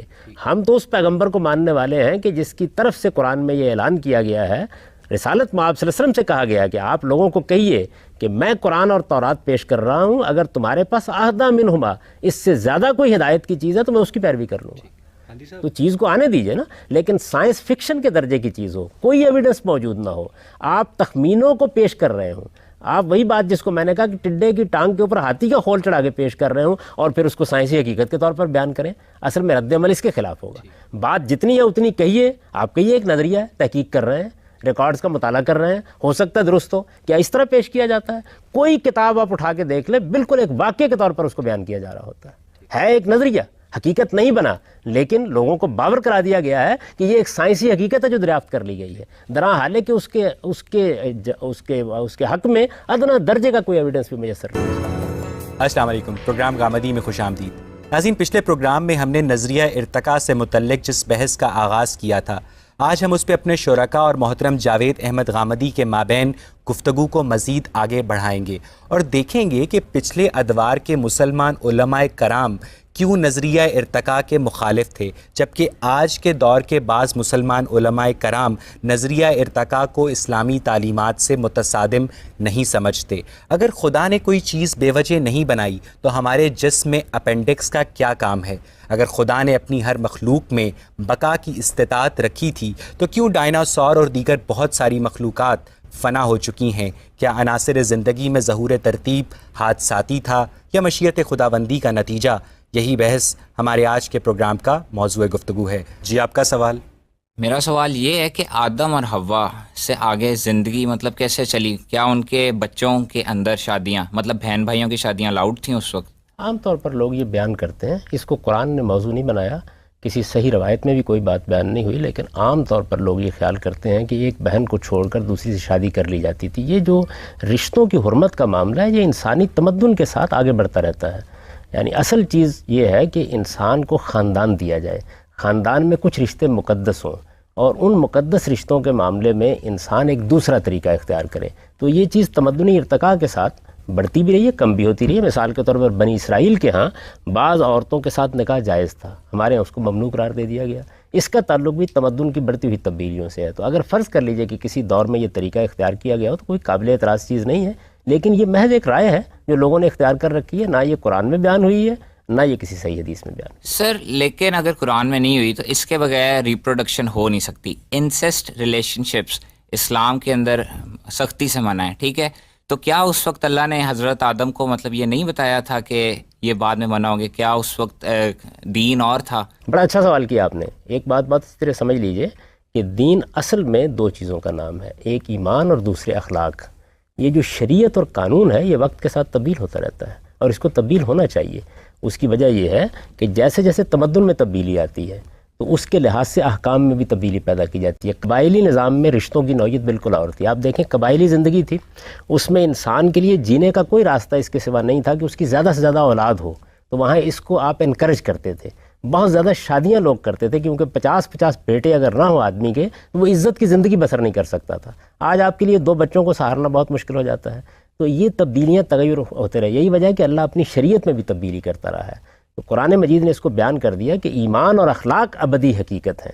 شریعت میں حالات کے لحاظ سے تبدیلی آتی ہے. اس وجہ سے اگر اس میں بھی کوئی تبدیلی آئی، جیسے میں نے مثال دی کہ بنی اسرائیل کے ہاں بعض رشتے ممنوع تھے، ہمارے ہاں نہیں ہیں، اور بعض جائز تھے جو ہمارے ہاں ممنوع ہو گیا. سر اتنی تبدیلی کہ ابھی ہمیں سختی سے منع کیا اور اس وقت روز یہ کام ہو رہا تھا، مطلب روز آپ جو ہیں وہ شادیاں کر رہے تھے. دیکھیے آپ کو رمضان کے مہینے میں سختی کے ساتھ منع کر دیا گیا ہے کہ آپ کھانا نہیں کھائیں گے، لیکن روزے تو پہلی امتوں پر بھی تھے لیکن رمضان میں نہیں تھے. تو اس وجہ سے سختی کے ساتھ کا مطلب تو یہ ہے کہ اللہ تعالیٰ نے اب اس کو قانون کے طور پر نافذ کر دیا. شریعت کیوں دی جاتی ہے؟ لیکن آپ سزاؤں کو لے لیں. تورات میں جو جرائم کی سزائیں بیان ہو گئی ہیں وہ ہم سے مختلف ہیں بعض معاملات میں. یعنی ایک قبائلی تمدن میں سزا دینے کے اور طریقے ہوں گے، سزا کے ثبوت کے اور طریقے ہوں گے. آج کے زمانے میں ہم اور طریقے اختیار کریں گے. فرض کر لیجئے کہ ایک زمانے میں قانون دیا جاتا تو یہ کہا جائے گا کہ 2 گواہ لاؤ، آج انگلیوں کے نشانات بول رہے ہیں، تو آپ آج بھی یہ اصرار کریں گے. تو اس وجہ سے جیسے جیسے تمدن میں تبدیلی آتی ہے احکام میں بھی تبدیلی آتی ہے، اور یہ تبدیلی آئی ہے. یہ میں نے ایک اصول کی بات کی. ہوا کیا ہے اصل میں نے آپ کو بتا دیا کہ نہ کوئی قرآن میں بات بیان ہوئی ہے نہ کسی صحیح حدیث میں. ایک قیاس ہے جو لوگوں نے کر رکھا ہوا ہے اور بظاہر اس پہ کوئی اعتراض نہیں ہوتا. غم صاحب مجھے جو آپ کی ایکسپلینیشن ہے کہ نظریہ ارتقاء کی، اس میں ذرا اختلاف ہے کہ آپ نے یہ کہا کہ جو ڈارون کا نظریہ ہے وہ صحیح نہیں ہے، جو قرآن میں بھی ارتقاء کا نظریہ ہے وہ بہتر ہے اس سے، یا وہ حقیقت ہے اصل. بات یہ سر کہ جو ڈارون کا نظریہ تھا وہ فوسل پہ آپ کہہ رہے ہیں کہ وہ ہڈی لے کر اس کے افسانے تراش لیے گئے اور اس طرح کے گمان کیے گئے. بات یہ کہ صرف جو ایولیوشن کی جو تھیوری ہے ڈارون کی وہ صرف فوسل پہ نہیں ہے. بعد میں جب ڈسکوریز ہوئی ہیں، ایمبریولوجی میں ہوئی ہیں، جینیٹکس میں کام ہوا ہے، تو اور زیادہ ایویڈنسز آئے ہیں. تو اسی وجہ سے نیو ڈارونزم شروع ہوئی ہے. تو ایک اسٹیبلش فیکٹ بنایا ہے، نہ کہ یہ کیونکہ جب یہ آیا فیکٹ تو بعض لوگ اس وقت بھی یہ بات ہوئی تھی کہ یہ مطلب ایسے ہو سکتا ہے. تو منکسر مزاج تھا ڈارون، اس نے بڑا تحقیق کی اس پہ 6 سال تک اپنی. اس کے بعد بڑی احتیاط سے 1859 میں یہ کتاب شائع ہوئی. سائنس میں جو فوسل کو اسٹڈی کیا جاتا ہے کس طرح بنتے ہیں اور ان کی اسٹڈی کس طرح ہوتی ہے فوسل کی، یہ پورے ایک سائنس ہے، ایک منہاج ہے، اس کا طریقہ ہے، نہ یہ کہ کوئی گپ ہے یا کوئی جس طرح بیٹھ کے. اس کے بارے میں ذرا. اور دوسرا آپ نے بتایا کہ ریکارڈ کا مطالعہ کرنا تو ایک سائنسی چیز ہے. نتیجہ کیا نکلا ہے اس کے بعد؟ نتیجہ تخلیق کے حق میں نکل رہا ہے. جینیاتی سائنس جب ڈیولپ ہوئی ہے تو اس کا نتیجہ مذہب اور تخلیق کے نظریے کے حق میں نکلا ہے. یعنی یہ معلوم ہوا کہ خلیے کو جتنا ڈارون کے زمانے میں سادہ سمجھا جاتا تو اتنا سادہ ہے ہی نہیں. یہ معلوم ہوا کہ آنکھ کا اور کان کا خاص طور پر جب مطالعہ کیا گیا تو یہ ہو ہی نہیں سکتا کسی ناقص حالت میں وہ اپنا کام کر سکے. جب پروں کا مطالعہ کیا گیا اور ہڈیوں کا مطالعہ کیا گیا کہ ان میں کس طریقے سے ہوا بھرتی ہے، کیسے اڑنے کے لیے اسباب فراہم ہوتے ہیں، اس میں پھیپھڑوں کی نوعیت پرندوں کی کس طرح تبدیل ہو جاتی ہے، تو انکشافات ایسے ہوئے کہ جنہوں نے اس نظریے کو دفن کرنے کا کام کیا. تو اصل میں بات یہ ہے کہ یہ دنیا کے لیے ایک انکشاف ہے جو آپ فرما رہے ہیں کہ یہ فیکٹ بنتا جا رہا ہے. یہ تو جیسے جیسے ایویڈنس سامنے آ رہا ہے، جینیاتی سائنس میں آ رہا ہے، حیاتیات کی دوسری شاخوں میں آ رہا ہے، فوسلز کے ریکارڈ میں آ رہا ہے. وہ تو میں نے ایک مثال دی تھی، اس پر اتنا کچھ لکھا جا چکا ہے. اب ایک ایک چیز یہ بتا رہی ہے کہ تخلیق کا نظریہ جو مذہب پیش کرتا ہے وہ کتنی بڑی حقیقت بنتا چلا جا رہا ہے اور ارتقاء کا نظریہ کتنا بودا ثابت ہوتا چلا جا رہا ہے. ایک ایک چیز نفی کر رہی ہے. یہ کہا جاتا ہے کہ یہ دیکھیے جی 400 ملین سال پہلے یہ اسٹار فش تھی، اس کی نوعیت یہ تھی. اچھا یک بیک یہ معلوم ہوتا ہے کہ وہ آج بھی دنیا کے اندر پائی جاتی ہے، اس کی بہت سی اقسام دستیاب ہو جاتی ہیں. اس کے بارے میں خیال کیا جاتا ہے کہ یہ اصل میں مچھلی سے آگے بڑھنے کا ایک عمل تھا جو دکھا رہی تھی. آج اسی صورت میں مچھلی سمندروں کے اندر موجود ہوتی ہے، اور یہی لوگ ہمیں بتاتے ہیں کہ وہ 180 فٹ کی سے کم کی گہرائی تک آتی ہی نہیں ہے سرے سے، سمندروں ہی کی چیز ہے، زمین پر نکلنا کیا. یہ سوال پیدا ہوتا ہے اس کے بارے میں کہ وہ مچھلی جب پانی سے نکلی ہوگی تو نکلنے کے بعد ارتقاء کے مراحل طے کرنے کے لیے وہ باہر تو نکل آئی، وہ جی کیسے ہوگی؟ رمضان صاحب، مجھے جو آپ کی ایکسپلینیشن ہے کہ نظریہ ارتقاء کی کہ زمین کے پیٹ سے پیدا کیا اور نکلا وہ ایک انڈا بنا اور کیچڑ تھے اور اس میں سے، تو سر انسان جو اس وقت جو بیبی ہوتا ہے جو چھوٹا 1 دن کا یا جو، وہ تو ایک کمزور ہوتا ہے کہ وہ اپنی نگہداشت نہیں کر سکتا. جبکہ جو ڈارون کی تھیوری جو ایپ سے اگر ایوالو ہوا ہے انسان، تو جب وہ انسان جو موجودہ شکل سے قریب تر میں جب آیا تو اس کی نگہداشت تو کرنے والوں کوئی تھا، جو اگر اس کو مان لیجیے کہ کامن اینسیسٹری تھی. تو اس کو تو سر اور بھی زیادہ ایویڈنسز ملتے ہیں، مطلب صرف قیاسات اور جو فاسل تو ایک ڈائریکٹ ایویڈنس ہوتا ہے.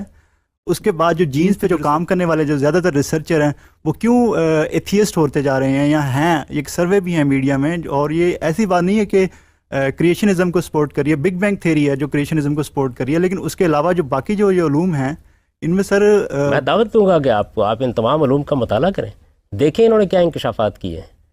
جب ہم نے انسان کے ڈی این اے کے اندر جو کچھ تھا اس کو پڑھا ہے تو کیا انکشافات ہوئے ہیں. انسان کے جین کا مطالعہ کیا تو کیا انکشافات ہوئے ہیں. ہم نے جب خلیے کا مطالعہ کیا تو اس کی کیا پیچیدگیاں سامنے آئی ہیں. ان سب چیزوں نے یہ بات بالکل واضح کر دی ہے کہ یہ تصور کرنا کہ مختلف مراحل سے گزرتے ہوئے یہ سارا معاملہ ہوا ہے، یہ تصور اب محض تصور اور محض خیال اور محض وہم بن کے رہ گیا. ڈیزائنر تھیوری آپ بتا رہے ہیں کہ اس کے اگینسٹ اٹھی ہے، اور وہ بھی سائنس نے پیش کیا نہ کہ مذہب نے. تو ڈیزائنر تھیوری میں بھی میں نے تو اس کا نام نہیں لیا، ڈیزائنر تھیوری کا میں نے تو نام نہیں لیا. میں تو آپ کو یہ بتا رہا ہوں کہ جو ایویڈنس چاہیے تھا اس کے حق میں وہ ایویڈنس ملنا تو ایک طرف رہا. دیکھیے بڑی سادہ سی بات ہے، جب آپ یہ کہتے ہیں کہ ارتقاء کا ایک پورا عمل ہوا ہے تو میں نے اس لیے ذکر کیا فاسلز کا کہ یہ کیسے ہو سکتا ہے کہ جس مخلوق کا فاسل بھی ملے کامل شکل میں ملے. سوال یہ ہے کہ اگر آپ یہ کہتے ہیں کہ جی دیکھیے یہ جو گھوڑا گاڑی تھی یہ بگی بنی اور بگی نے ارتقاء کے مراحل طے کرتے کرتے موٹر کار کی شکل اختیار کر لی، وہ درمیان کے مراحل کدھر گئے؟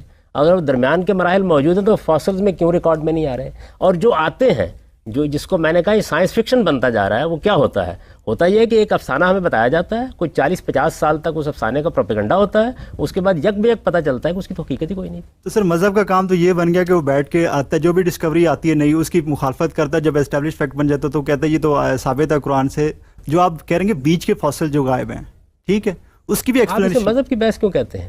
میں یہ کہتا ہوں کہ ہم تو اس کے اوپر تنقید کر رہے ہیں کہ فکشن کو سائنسی حقیقت. میرا یہ خیال ہے کہ آپ کو اعتراض ڈارون کی تھیوری پہ نہیں ہے، اس کے ساتھ جو الہاد وابستہ ہے اور اس کے جو نتائج نکل رہے ہیں معاشرے کی سطح اس پر زیادہ اعتراض ہے، نہ کہ ایولیوشن کی تھیوری اٹ سیلف پہ. اسی لیے جو آپ ایولیوشن کی تو مجھے تو کسی پر بھی اعتراض نہیں. میرا اعتراض صرف یہ ہے کہ جو چیز حقیقت نہیں بنی، جس کے خلاف ایویڈنس آتا چلا جا رہا ہے، دیانتداری کا تقاضا یہ ہے کہ اس کو ایسے ہی پیش کیجیے. آپ اس کو عقیدہ بنا کر کیوں پیش کرتے ہیں؟ سر کیا ایویڈنس آ رہا ہے زیادہ جو اس میں؟ سر جو دونوں وہ پوائنٹ آف ویو وہ بھی اسی طرح پوٹینشیل ہے اس کے اندر بھی، جو اس کو فیور کر رہے ہیں، اور جو کریٹکس ہیں ایولیوشن کے تو اس میں بھی پوٹینشیل ہے، جو دونوں اس کے چیز کو کباڑ خانے میں کیوں پھینکنا ہے؟ اصل میں تو رویہ ہے جس پر نقد ہو رہا ہے. ایک چیز ایک نظریہ ہے، نظریے کو نظریے کی حیثیت سے رکھیے، اس کے حق میں کوئی ایویڈنس آئے تو اس کو بھی دیانتداری کے ساتھ پیش کیجیے، اس کے خلاف ایویڈنس آئے تو اس کو بھی پیش کیجیے.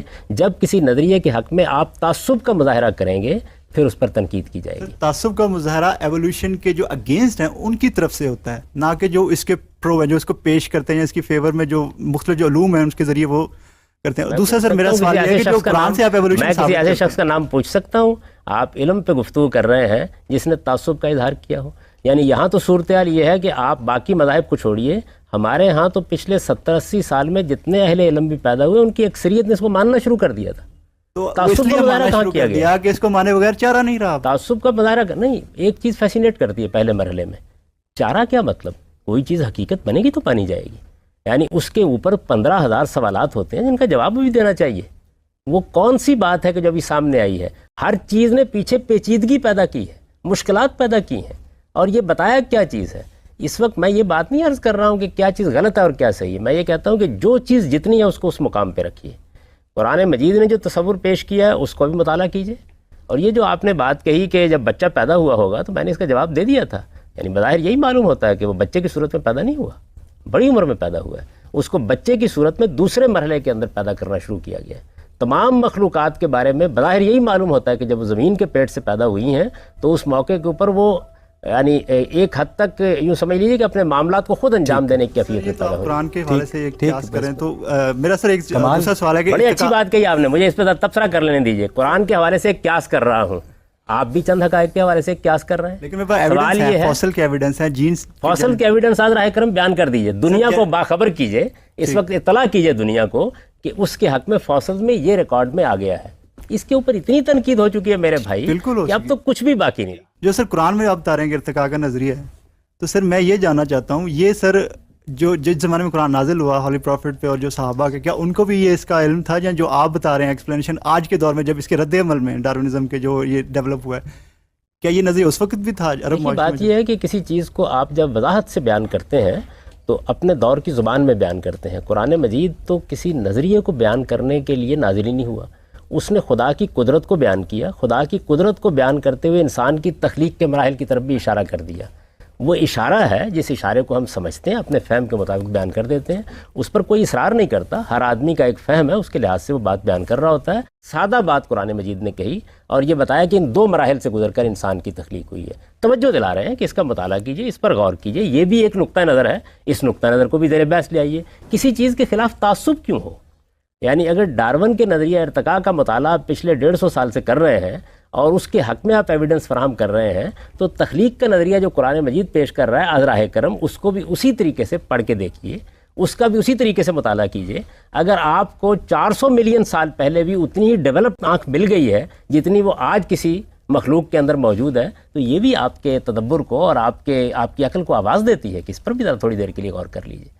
اور اگر آپ کے پیش کردہ جو ایویڈنس تھے اور ان کے جتنے بھی تخمینے تھے وہ اگر بے معنی ثابت ہو رہے ہیں تو دنیا کو بتا دیجیے کہ اس معاملے میں غلطی ہوئی تھی. غامدی صاحب, ابھی آپ نے اس بات سے ایگری نہیں کیا کہ انسان کا ارتقاء جو ہے وہ چمپینزی سے ہوا ہے, تو اگر اس بات کو تھوڑی دیر کے لیے بھی مان بھی لیا جائے کہ انسان جو ہے وہ ایڈم اور ایو کی اولاد ہیں, تو پھر ان ساری اسپیشیز کے اندر اتنا زیادہ ڈفرینس کیوں ہے؟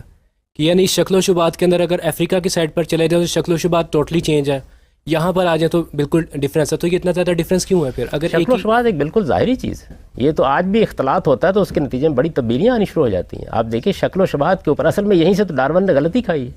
وہ تبدیلیاں جو انسان کے ظاہری وجود کے اندر ہوتی ہیں وہ حالات کے لحاظ سے بھی ہوتی ہیں, وہ اس کے ماحول کے اعتبار سے بھی ہوتی ہیں, اس کے پیشے کے لحاظ سے بھی ہوتی ہیں, اس کو کس کلائمیٹ میں رہنے کا موقع ملا اس کے لحاظ سے بھی ہوتی ہیں. اس کا ارتقاء سے کیا تعلق ہے؟ ذہن کے لحاظ سے, فکر کے لحاظ سے, شعور کے لحاظ سے, انسانیت کے لحاظ سے. آپ ایک حبشی کو لے لیجئے, ایک یورپ میں رہنے والے انسان کو لے لیجئے, اس میں کیا فرق ہے؟ یہ تو بلکہ نظریہ آپ اس کے اندر اتر کر دیکھیں, یہ سخت نسل پرستی پر مبنی ہے. اس کے نتیجے میں جو سفید نسلیں ہیں ان کی برتری کا تصور ہے جس کو دینے کی کوشش کی جا رہی ہے. یہ کیا حقیقت ہے؟ جس طرح آپ مذہبی لوگوں سے یہ تقاضا کرتے ہیں کہ وہ اگر کوئی نئی تحقیق سامنے آتی ہے تو بغیر کسی تعصب کے اس کا مطالعہ کریں, اسی طرح ہم یہ مطالبہ کر رہے ہیں کہ قرآن مجید کا مطالعہ بھی اسی طرح بے تعصبی کے ساتھ کیجیے. اس نقطہ نظر پر بھی غور کر لیجیے. یہ ایک دوسرا نقطہ نظر ہے. دیکھیے, میں نے جس چیز کی طرف توجہ دلائی ہے وہ یہ ہے کہ یہ جو افسانہ ہے کہ قرآن یہ کہتا ہے کہ ایک پتلا بنایا گیا اور اس میں پھونک مار دی گئی, یہ تو لوگوں کا بنایا ہوا افسانہ ہے. قرآن مجید تو بڑی سائنٹیفک بات کر رہا ہے. وہ یہ کہتا ہے کہ ماں کے پیٹ میں بالکل وہی پروسیس ہوا ہے, اسی پروسیس کو ہم نے کنڈنس کیا ہے اور اب خود انسان کے اندر رکھ دیا اور اس کے مطابق تخلیق ہو رہی ہے. یہ نظریہ کیوں قابل مطالعہ نہیں ہے؟ اس کا کیوں مطالعہ کر کے اس پر غور کر کے اس کے حق میں بھی شواہد جمع کرنے چاہیے. صاحب, نظریہ ارتقاء کے سامنے آنے سے قبل مسلمان, یہودی اور عیسائی علماء کرام تخلیق کو کامل تصور کرتے تھے, جبکہ آج کے دور کے بعض مسلمان علماء کرام اور یہاں تک کہ ویٹیکن کے پوپ نے بھی نظریہ ارتقاء کو مذہبی تعلیمات سے ہم آہنگ قرار دیا ہے. آخر غامدی صاحب, جب بھی سائنس اپنا موقف بدلتی ہے تو مذہبی حلقے بھی اپنے موقف کو مینیور کیوں کر لیتے ہیں؟ یعنی نظریہ ارتقاء کے سامنے آنے سے قبل کبھی بھی مذہبی حلقوں کو ارتقاء کا مسئلہ درپیش نہیں آیا. نہیں, دیکھیے بات یہ کہ جب کوئی نقطہ نظر سامنے آتا ہے تو اس کے بعد ہی اس پر غور و خوض شروع ہوتا ہے اور اس کے بارے میں منفی یا مثبت رائے قائم کی جاتی ہے. قرآن کوئی سائنس کی کتاب نہیں ہے کہ مسلمان اس کی بنیاد پر سائنسی نظریات قائم کرتے اور غور و خوض کر کے نتائج نکالتے. سائنس ایک بالکل الگ علم ہے, اس میں حیاتیات کا, اس میں طبیعیات کا مطالعہ کیا جاتا ہے. یہ انسانی علم ہے اور اس انسانی علم کی بڑی قدر و منزلت ہے. قرآن مجید کا مطالعہ لوگ ہدایت کی کتاب کے طور پر کر رہے تھے. وہ انسان کے موت کے مسئلے کو موضوع بحث بناتا ہے اور اس مسئلے کے بارے میں انسان کو ہدایت دیتا ہے. یہ جب مسئلہ زیر بحث آئے گا تو اب دیکھا جائے گا کہ کیا اس میں کوئی بات قرآن کے خلاف تو نہیں ہے, کیا اس میں کوئی ایسی چیز تو نہیں ہے کہ جو قرآن مجید کے کسی تصور کسی فلسفے پر اثر انداز ہوتی ہے؟ یہ ہر چیز کے بارے میں دیکھا جائے گا. آپ دوا ایجاد کریں گے، ہم یہ دیکھیں گے کہ اس کے اندر کوئی اخلاقی خرابی تو نہیں پیدا ہو رہی. آپ کوئی ڈرامہ کریں گے، آپ کوئی فکشن لکھیں گے تو دیکھا جائے گا نا کہ اس کا اخلاقی پہلو ہے یا نہیں ہے. تو یہ چیزیں جس وقت سامنے آتی ہیں اسی وقت اس کا مطالعہ کیا جاتا ہے. کہ قرآن مجید میں ایک جگہ آتا ہے کہ آسمان اور زمین پہلے جڑے ہوئے تھے اور ہم نے ان دونوں کو علیحدہ علیحدہ کر دیا. پھر ایک جگہ قرآن مجید میں آتا ہے کہ پہلے ہم نے زمین تخلیق کی اور جب ہم آسمانوں کی طرف متوجہ ہوئے تو ہم نے ٹھیک 7 آسمان بنا دیے. اس سے ایسے لگتا ہے کہ پہلے زمین تخلیق کی گئی اور بعد میں آسمان بنائے گئے. تو آپ ان چیزوں کو کیسے ریکنسائل کریں گے؟ آپ ایک گھر بنا رہے ہوتے ہیں نا، تو ایک وقت میں اس کا ڈھانچہ کھڑا کرتے ہیں، اس کے بعد کبھی ایک کمرے کی طرف متوجہ ہوتے ہیں، کبھی کسی دوسرے کمرے کی طرف متوجہ ہوتے ہیں. قرآن اس کو بیان کر رہا ہے. قرآن مجید نے ایک مقام کے اوپر ترتیب سے یہ ساری چیزیں بیان کر دی ہیں، اور باقی موقعوں کے اوپر وہ یہ بتاتا ہے کہ ہم نے تخلیق کے مختلف مراحل کس طریقے سے روبہ عمل کیے ہیں. تخلیق کے مختلف مراحل جو ہیں ان میں کبھی آسمان پر کام ہو رہا ہے، کبھی زمین پر کام ہو رہا ہے. اس کو قرآن مجید نمایاں کرتا ہے خدا کی قدرت کے بیان کے پہلو سے. کسی سائنسی حقیقت کو بیان کرنے کے لیے اصل میں وہ اس کو موضوع ہی نہیں بناتا. تو یہ حقیقت سمجھ لینی چاہیے کہ قرآن کا موضوع حقیقت میں کیا ہے. یہ بالکل درست ہے کہ قرآن جب کوئی بات بیان کرتا ہے تو ایسے خوبصورت الفاظ میں اس کو بیان کرتا ہے کہ جس کے بعد حقیقت کی ایک اجمالی تصویر آپ کے سامنے آ جاتی ہے. تفصیلات بیان کرنا یہ نہ اس کا موضوع ہے نہ اس کا مقصد ہے. اس کے لیے آپ اپنے علم کی طرف رجوع کیجئے اور وہاں پر نظریات قائم کریں، اس کے لیے ایویڈنس فراہم کریں. صاحب جو جدید انسان ہے ہومو سیپین ہے، اس کی عمر سائنس تقریباً 2 لاکھ سال بتاتی ہے. تو غامی صاحب جو پہلا مونوتھیسٹک مذہب ہے یہودیت، جس کا ہمیں تاریخ میں سراغ ملتا ہے، وہ آج سے کوئی 3000 سال قبل آیا. تو غامی صاحب یہ جو بیچ کے 1,97,000 سال ہیں، اس میں کیوں خالق اپنی مخلوق کی ہدایت سے بے خبر رہا؟ میرا تو رجحان یہ ہے کہ خود انسانی تخلیق کا وہ پہلا مرحلہ ہے جس کو آپ 2 لاکھ سال تک لے جاتے ہیں. اس مرحلے میں انسان کا قالب تیار ہوا ہے. اس کے بعد دوسرا مرحلہ ہے جس میں انسان کے اندر وہ روح پھونکی گئی ہے، جس نے انسانی شعور اس کو دیا، انسانی شخصیت دی ہے. مذہب کی تاریخ اور بلکہ انسان کی تاریخ اس کے بعد شروع ہوتی ہے. یعنی انسان وہ کب شروع ہوئی ہے یہ ضروری نہیں کہ وہ جو ہم عام طور پر بائبل سے اندازہ لگاتے ہیں، ہو سکتا ہے اس سے بہت پہلے شروع ہوئی ہو. بائبل میں جو نسب نامہ بیان ہوا ہے وہ پرانے طریقے پر بیان ہو گیا. اس میں ہوتا تھا یہ عام طور پر کہ بڑے بڑے لوگوں کا نام ذکر کر دیا جاتا تھا. یعنی اس کی بنیاد پر کوئی حتمی بات انسان کی عمر کے بارے میں نہیں کہی جا سکتی. انسان کے جسمانی ارتقاء کے ساتھ ساتھ اس کا فکری ارتقاء بھی ہوا ہے. 2 مراحل ہیں. دیکھیے بات یہ ہے کہ انسان کا ایک مرحلہ وہ ہے کہ جس میں میں نے جس طرح عرض کیا وہ زمین کے پیٹ سے پیدا ہوا ہے، اس میں اس کا قالب درست ہوا ہے، اس کا حیوانی وجود مکمل ہوا ہے. اسی کو قرآن نے بیان کیا ہے. حیوانی وجود کی تکمیل کے بعد پھر وہ دوسرا مرحلہ آیا جس میں اس میں اپنی نسل خود پیدا کرنے کی صلاحیت رکھی گئی ہے.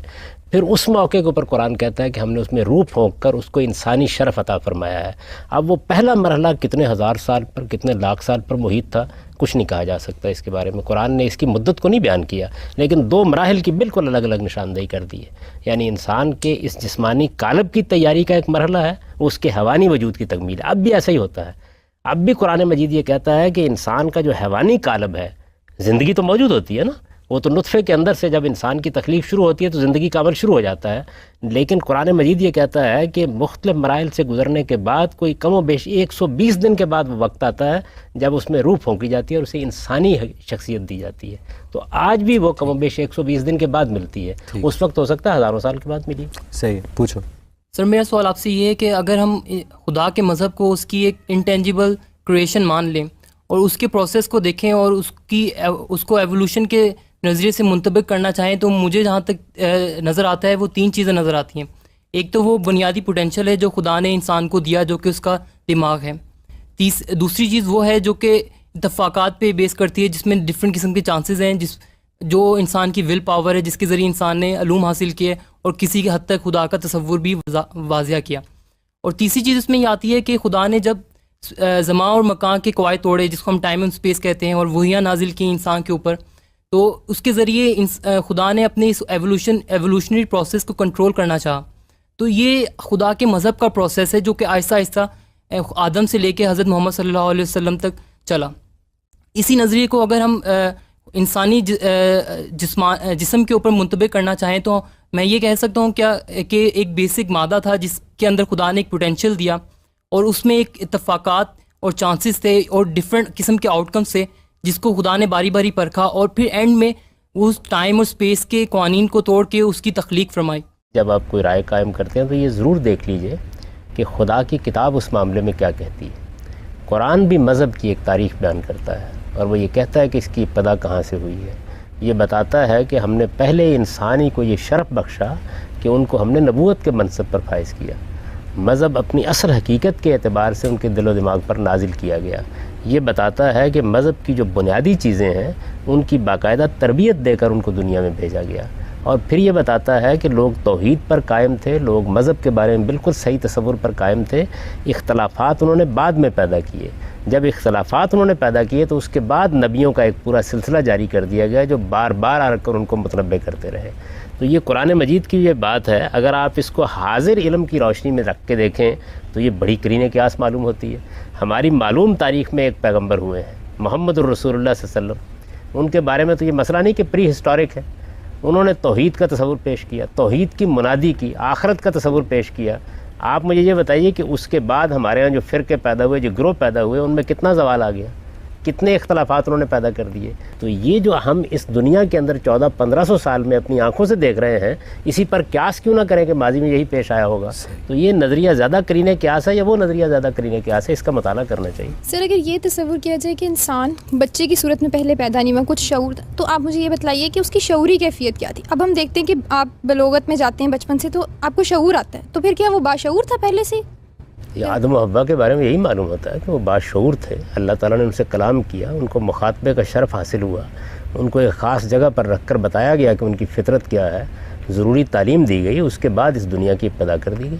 قرآن مجید تو یہ کہتا ہے کہ ہم نے ایک ہی جان سے پوری انسانیت کو پیدا کیا, اور آدم و حوا یہ ہیں جن کی نسل اب دنیا کے اندر موجود ہے.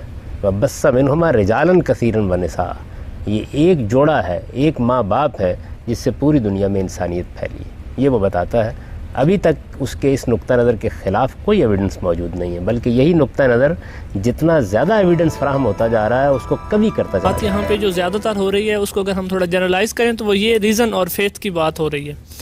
تو عباسی دور میں کہا یہ جاتا ہے کہ اسلام جو ہے, فیتھ جو ہے اسلامک, وہ ریزن کے خلاف ہے. اور اس کی مثال یہ دی جاتی ہے کہ عباسی دور میں جب معتزلہ کو سنب کیا گیا تو وہ دراصل ریشنلزم کا ایک قتل تھا, اور اس کی بنیاد پہ مسلمان مادی طور پہ پھر ترقی نہیں کر سکے, انحطاط پذیر ہو گئے. تو میرا سوال یہ ہے کہ کیا اسلام ریزن کو سنب کرتا ہے, یا اس ریزن کو صرف سنب کرتا ہے, اس سائنس اور اس فیتھ اور ریزن کے اس ریلیشن کو جس میں ایک دوسرے پر اطباق و تطبیق سے اسلام کو سائنس سے ثابت کیا جاتا ہے اور سائنس کو اسلام میں. تو کیا یعنی اس کی کیا سٹیٹس کیا ہے اسلام میں صحیح, کہ کیا ریزن جو ہے وہ اسلام میں الاؤڈ ہی نہیں ہے, یا صرف وہاں پہ الاؤڈ نہیں ہے جہاں اطباق و تطبیق کا مسئلہ آتا ہے؟ دیکھیے, اسلام کا مطالعہ آپ جب بھی کریں تو نہ عباسی دور کے حوالے سے کریں, نہ اموی دور کے حوالے سے کریں, نہ عثمانی دور کے حوالے سے کریں. اسلام کا مطالعہ خدا کی کتاب کی روشنی میں ہونا چاہیے. آپ جب قرآن مجید کو پڑھتے ہیں تو قرآن مجید تو ہر تیسری آیت میں اصرار کر رہا ہوتا ہے کہ تم عقل سے کام کیوں نہیں لیتے, تم تدبر کیوں نہیں کرتے, تم غور و خوض کیوں نہیں کرتے. تو قرآن مجید کی روشنی میں مذہب کا مطالعہ کرنا چاہیے. جہاں تک عقل اور استدلال کا تعلق ہے, آخر اسی کی بنیاد پر چیزیں مانی جائیں گی, اسی کی بنیاد پر کسی چیز کو نہ ماننے کا فیصلہ کیا جائے گا. عقل اور استدلال سے دستبردار ہونے کے بعد وہ کیا چیز ہے جس کی بنیاد پر آپ کسی چیز کو مانیں گے. قرآن مجید اسی اصول کے اوپر اللہ تعالیٰ کے وجود کے بارے میں دلائل دیتا ہے, نبوت کے بارے میں دلائل دیتا ہے, قیامت کے بارے میں دلائل دیتا ہے. وہ دلائل کس کو اپیل کریں گے؟ وہ انسانی عقل ہی کو اپیل کریں گے. غلطی کیا ہوتی ہے؟ غلطی یہ ہوتی ہے کہ ہم بعض اوقات ایک خاص علم سے مروب ہو کر اس کی جو منطق ہے اس کو عقلی بات سمجھ لیتے ہیں. عقل کے کئی دائرے ہیں اور ان میں وہ کام کرتی ہے, عقل کے کئی درجے ہیں اور ان میں وہ کام کرتی ہے, اور عقل کے کئی ذرائع ہیں جن کی بنیاد پر وہ فیصلہ کرتی ہے. مثلا میں اپنے حادثہ اخلاقی کو اپنے اندر پاتا ہوں, خیر و شر کا ایک شعور ہے, تو میری عقل ہی ہے جو اس کا ادراک کرتی ہے, لیکن وہ کوئی منطقی استدلال کی چیز نہیں ہے. منطقی استدلال بالکل اور چیز ہے اور عقلی استدلال بالکل اور چیز ہے. ان دونوں کو الگ الگ طریقے سے سمجھ لینا چاہیے. تو مذہب کبھی بھی عقلی استدلال کے خلاف نہیں ہو سکتا, نہ کبھی ایسی بات کہی گئی ہے. البتہ جس چیز کو آپ نے فیتھ یا ایمان سے تعبیر کیا ہے وہ کیا چیز ہے, اس کو بتائے گا نا اللہ تعالیٰ, اس کو بتائیں گے. تو ایمانیات 5 ہیں. خدا پر ایمان ہے, کتابوں پر ایمان ہے, فرشتوں پر ایمان ہے, نبیوں پر ایمان ہے, آخرت پر ایمان ہے. ان میں سے تو ایک ایک چیز کے حق میں قرآن نے دلائل دی ہیں. آدم اور حوا انسان تھے, کیونکہ جیسا کہ بتایا جاتا ہے کہ روز بچوں کی برتھ ہوتی تھی, تو وہ انسان مطلب ایک نارمل انسان کو دیکھا جائے تو دے ول بی کالڈ میوٹنٹس, ٹھیک ہے, they are not human beings. تو اس طرح دیکھا جائے تو پھر تو جس طرح سائنس کہتی ہے کہ انسان نہیں تھے اور یہ बंदर थे और किस्म मखलूक थी कोई, फिर तो वो चीज़ सही नहीं हो जाती। ये आपको किसने बताया कि आदम और हव्वा के यहाँ सुबह शाम बच्चे पैदा होते रहते थे? सर ये हर जगह पे लिखा हुआ है कि उधर हर जगह से क्या मुराद है? एक तो कुरान मजीद है, उसमें तो कहीं सर लिखा 9 मंथ से कम पीरियड में होते थे, और 9 मंथ्स जो है मैं ये कहता हूँ कि एक तो कुरान मजीद है, उसमें तो जो कहीं लिखा हुआ, उसके बाद रिसालत में आप वसल्लम की हदीस हो सकती हैं, उसमें भी कहीं नहीं लिखा हुआ। तो सवाल ये है कि जो अफसाने बयान किए जाते हैं, यानी हम साइंस में भी अफसाने पढ़ते हैं, हम मज़हब में भी अफसाने पढ़ते हैं। जब आप साइंसी इल्म पे गुफ्तगू करें तो हक़ाइक़ की बुनियाद पे गुफ्तगू करें। नज़रियात बहुत होते हैं, देखिए साइंसी इल्म कैसे तरक्की करता है, नज़रियात पेश किए जाते हैं, मफरूज़े के तौर पर होते हैं, तहकीक की जाती है, लेकिन नज़रिए को नज़रिया रखिए, मफरूज़े को मफरूज़ा रखिए। मज़हब पर गुफ्तगू करनी है तो सबसे पहले देखना चाहिए कुरान क्या कहता है। अल्लाह ताला ने कुरान में जो बात बयान की उसके बिल्कुल ख़िलाफ़ है। अल्लाह ताला ये बयान करते हैं कि पहले मरहले में जो तख्लीक हुई है, बराह रास्त मिट्टी के पेट से जो तख्लीक हुई है, उसके बारे में भी नहीं कहा जा सकता कि वो अरबों साल में हुई है या लाखों साल में हुई है या करोड़ों साल में हुई है, क्या हुआ है। और दूसरे मरहले के बारे में भी अल्लाह ताला ने कोई मुद्दत मुकर्रर नहीं की, लेकिन ये जो 9 महीने की 10 महीने की मुद्दत है जो नस्ल के एतबार से है, ये तो हमारे मुशाहिदे की चीज़ है। सवाल ये है कि इसके ख़िलाफ़ कोई बात हो तो हम कबूल करेंगे ना, वरना यही समझेंगे कि इसी उसूल के ऊपर बच्चे पैदा होते रहें। इसके ख़िलाफ़ कोई चीज़ अल्लाह को बयान करनी चाहिए या तारीख़ी शवाहिद से सामने आनी चाहिए। सर आपने अभी कहा कि जो उनका सवाल था कि हज़रत आदम और हज़रत हव्वा जिस तरह से बच्चों की पैदाइश या उसमें जो अरसा होता था वो मज़हब में बयान नहीं किया गया, और दूसरी तरफ आप ये भी कह रहे हैं कि जो साइंस हमें बता रही है उस पर जो रिसर्च में बताती है उस पर भी हम यकीन ना करें, तो हम अपनी सोच को, जो हमारी प्यास है सोच की और नॉलेज की, हम उसको किस तरह से पुर करें? ये मेरी बहन, मैंने कब कहा है कि आप रिसर्च पे एतमाद ना करें? रिसर्च करें, लेकिन जब कोई चीज़ हकीकत बने तो तब उसको हकीकत के तौर पर पेश करें। जब तक वो एक मफरूज़ा और नज़रिया है उसको इसी हैसियत से पेश करें, एक बात। और दूसरे ये कि जिन मामलात में अल्लाह की किताब में कोई बात कही गई है आप उसको न माने खुदा की किताब के तौर पर, वो एक नुक्ता नज़र है ना, उस नुक्ता नज़र को भी उतनी ही अहमियत दें अपनी रिसर्च में कि ये भी एक नुक्ता है। मैंने आपको तवज्जो दिलाई ना कि अब तक तो तकाबुल मालूम है किन चीज़ों में किया जा रहा है, कि एक तरफ नज़रिया इर्तका है और दूसरी तरफ ये कहानी है कि एक पुतला बनाया गया मिट्टी से और उसमें फूंक मार दी गई। मैंने तवज्जो दिलाई है कि कुरान इससे एक बिल्कुल मुख्तलिफ बात बयान कर रहा है। आज़ राह करम उस पर भी तवज्जो कर लीजिए। वो कहता है इर्तका हुआ है, लेकिन इर्तका की नौइयत ये है, इन 2 मराहिल के अंदर इंसान को तख्लीक किया गया है। पहले मरहले में तख्लीक का ये प्रोसेस इख्तियार किया गया है, दूसरे में ये इख्तियार किया गया है। ये इतनी साइंटिफिक, इतनी अकली और इतनी माकूल बात है, इस पर भी ज़रा गौर कर लीजिए थोड़ी देर की। एवोल्यूशनर्स की राय है कि इंसानी जिस्म में अपेंडिक्स और दीगर बहुत सारे ऐसे वेस्टिजियल ऑर्गन्स पाए जाते हैं जो वक्त गुजरने के साथ साथ अपना फंक्शन खो चुके हैं। तो क्या उनकी ये दलील डार्विनियन एवोल्यूशन के हक़ में एक शहादत नहीं है? देखिए ये बात ये है कि ये वही बात है जिसको मैंने अर्ज़ किया कि एक बड़ी मामूली सी चीज़ जिस पर अभी आपने तहकीक नहीं की, मालूम नहीं, कुछ अरसा आप और बसर करें तो आपको इन चीज़ों की भी कुछ इफादियत मालूम हो जाए। कितनी चीज़ें हैं जिनके बारे में इंसान आज नहीं जानता, कल जान लेगा, और कितनी चीज़ें अपेंडिक्स को काट के फेंक दिया जाए तो इंसान एक मुकम्मल तौर पर सेहतमंद ज़िंदगी बसेगा। देखिए जी बात यह है कि दिल तब्दील कर दिया जाता है, गुर्दा तब्दील कर दिया जाता है, गुर्दा एक ख़त्म कर दिया जाता है, इसके बावजूद भी इंसान ज़िंदगी बसर कर रहा है। दवाइयाँ लेनी पड़ती हैं जबकि अपेंडिक्स के बाद कोई दवाई नहीं लेनी। मैं यर्ज़ नहीं कर रहा, मैं यर्ज़ कर रहा हूँ कि आप इफादियत को सिर्फ सेहत तक क्यों महदूद करते हैं? इफादियत के 10 पहलू हो सकते हैं जिनमें से कुछ चीज़ें हमारे इल्म में ना आई हों आज। यानी अब जब ज़िंदगी को बढ़ने दीजिए, तहकीक को आगे बढ़ने दीजिए। ये महज एक आंत का होना ये तो इस बात की दलील नहीं है कि इंसान जो है वो बंदर से पैदा हो गया है या इंसान मछली से पैदा हो गया है या इंसान घोड़े से पैदा हो गया है। ये बहुत कम एविडेंस है। ये तो महज ज़्यादा से ज़्यादा आप कह सकते हैं कि अच्छा इस पर गौर करने के लिए एक करीना ये भी है। मैं ये कहता हूँ कि इसको इसी जगह रखिए। क्राइन को क्राइन की जगह रखा जाता है, यानी आपने एक शख्स को फांसी चढ़ाना है, इसके लिए शहादत होनी चाहिए।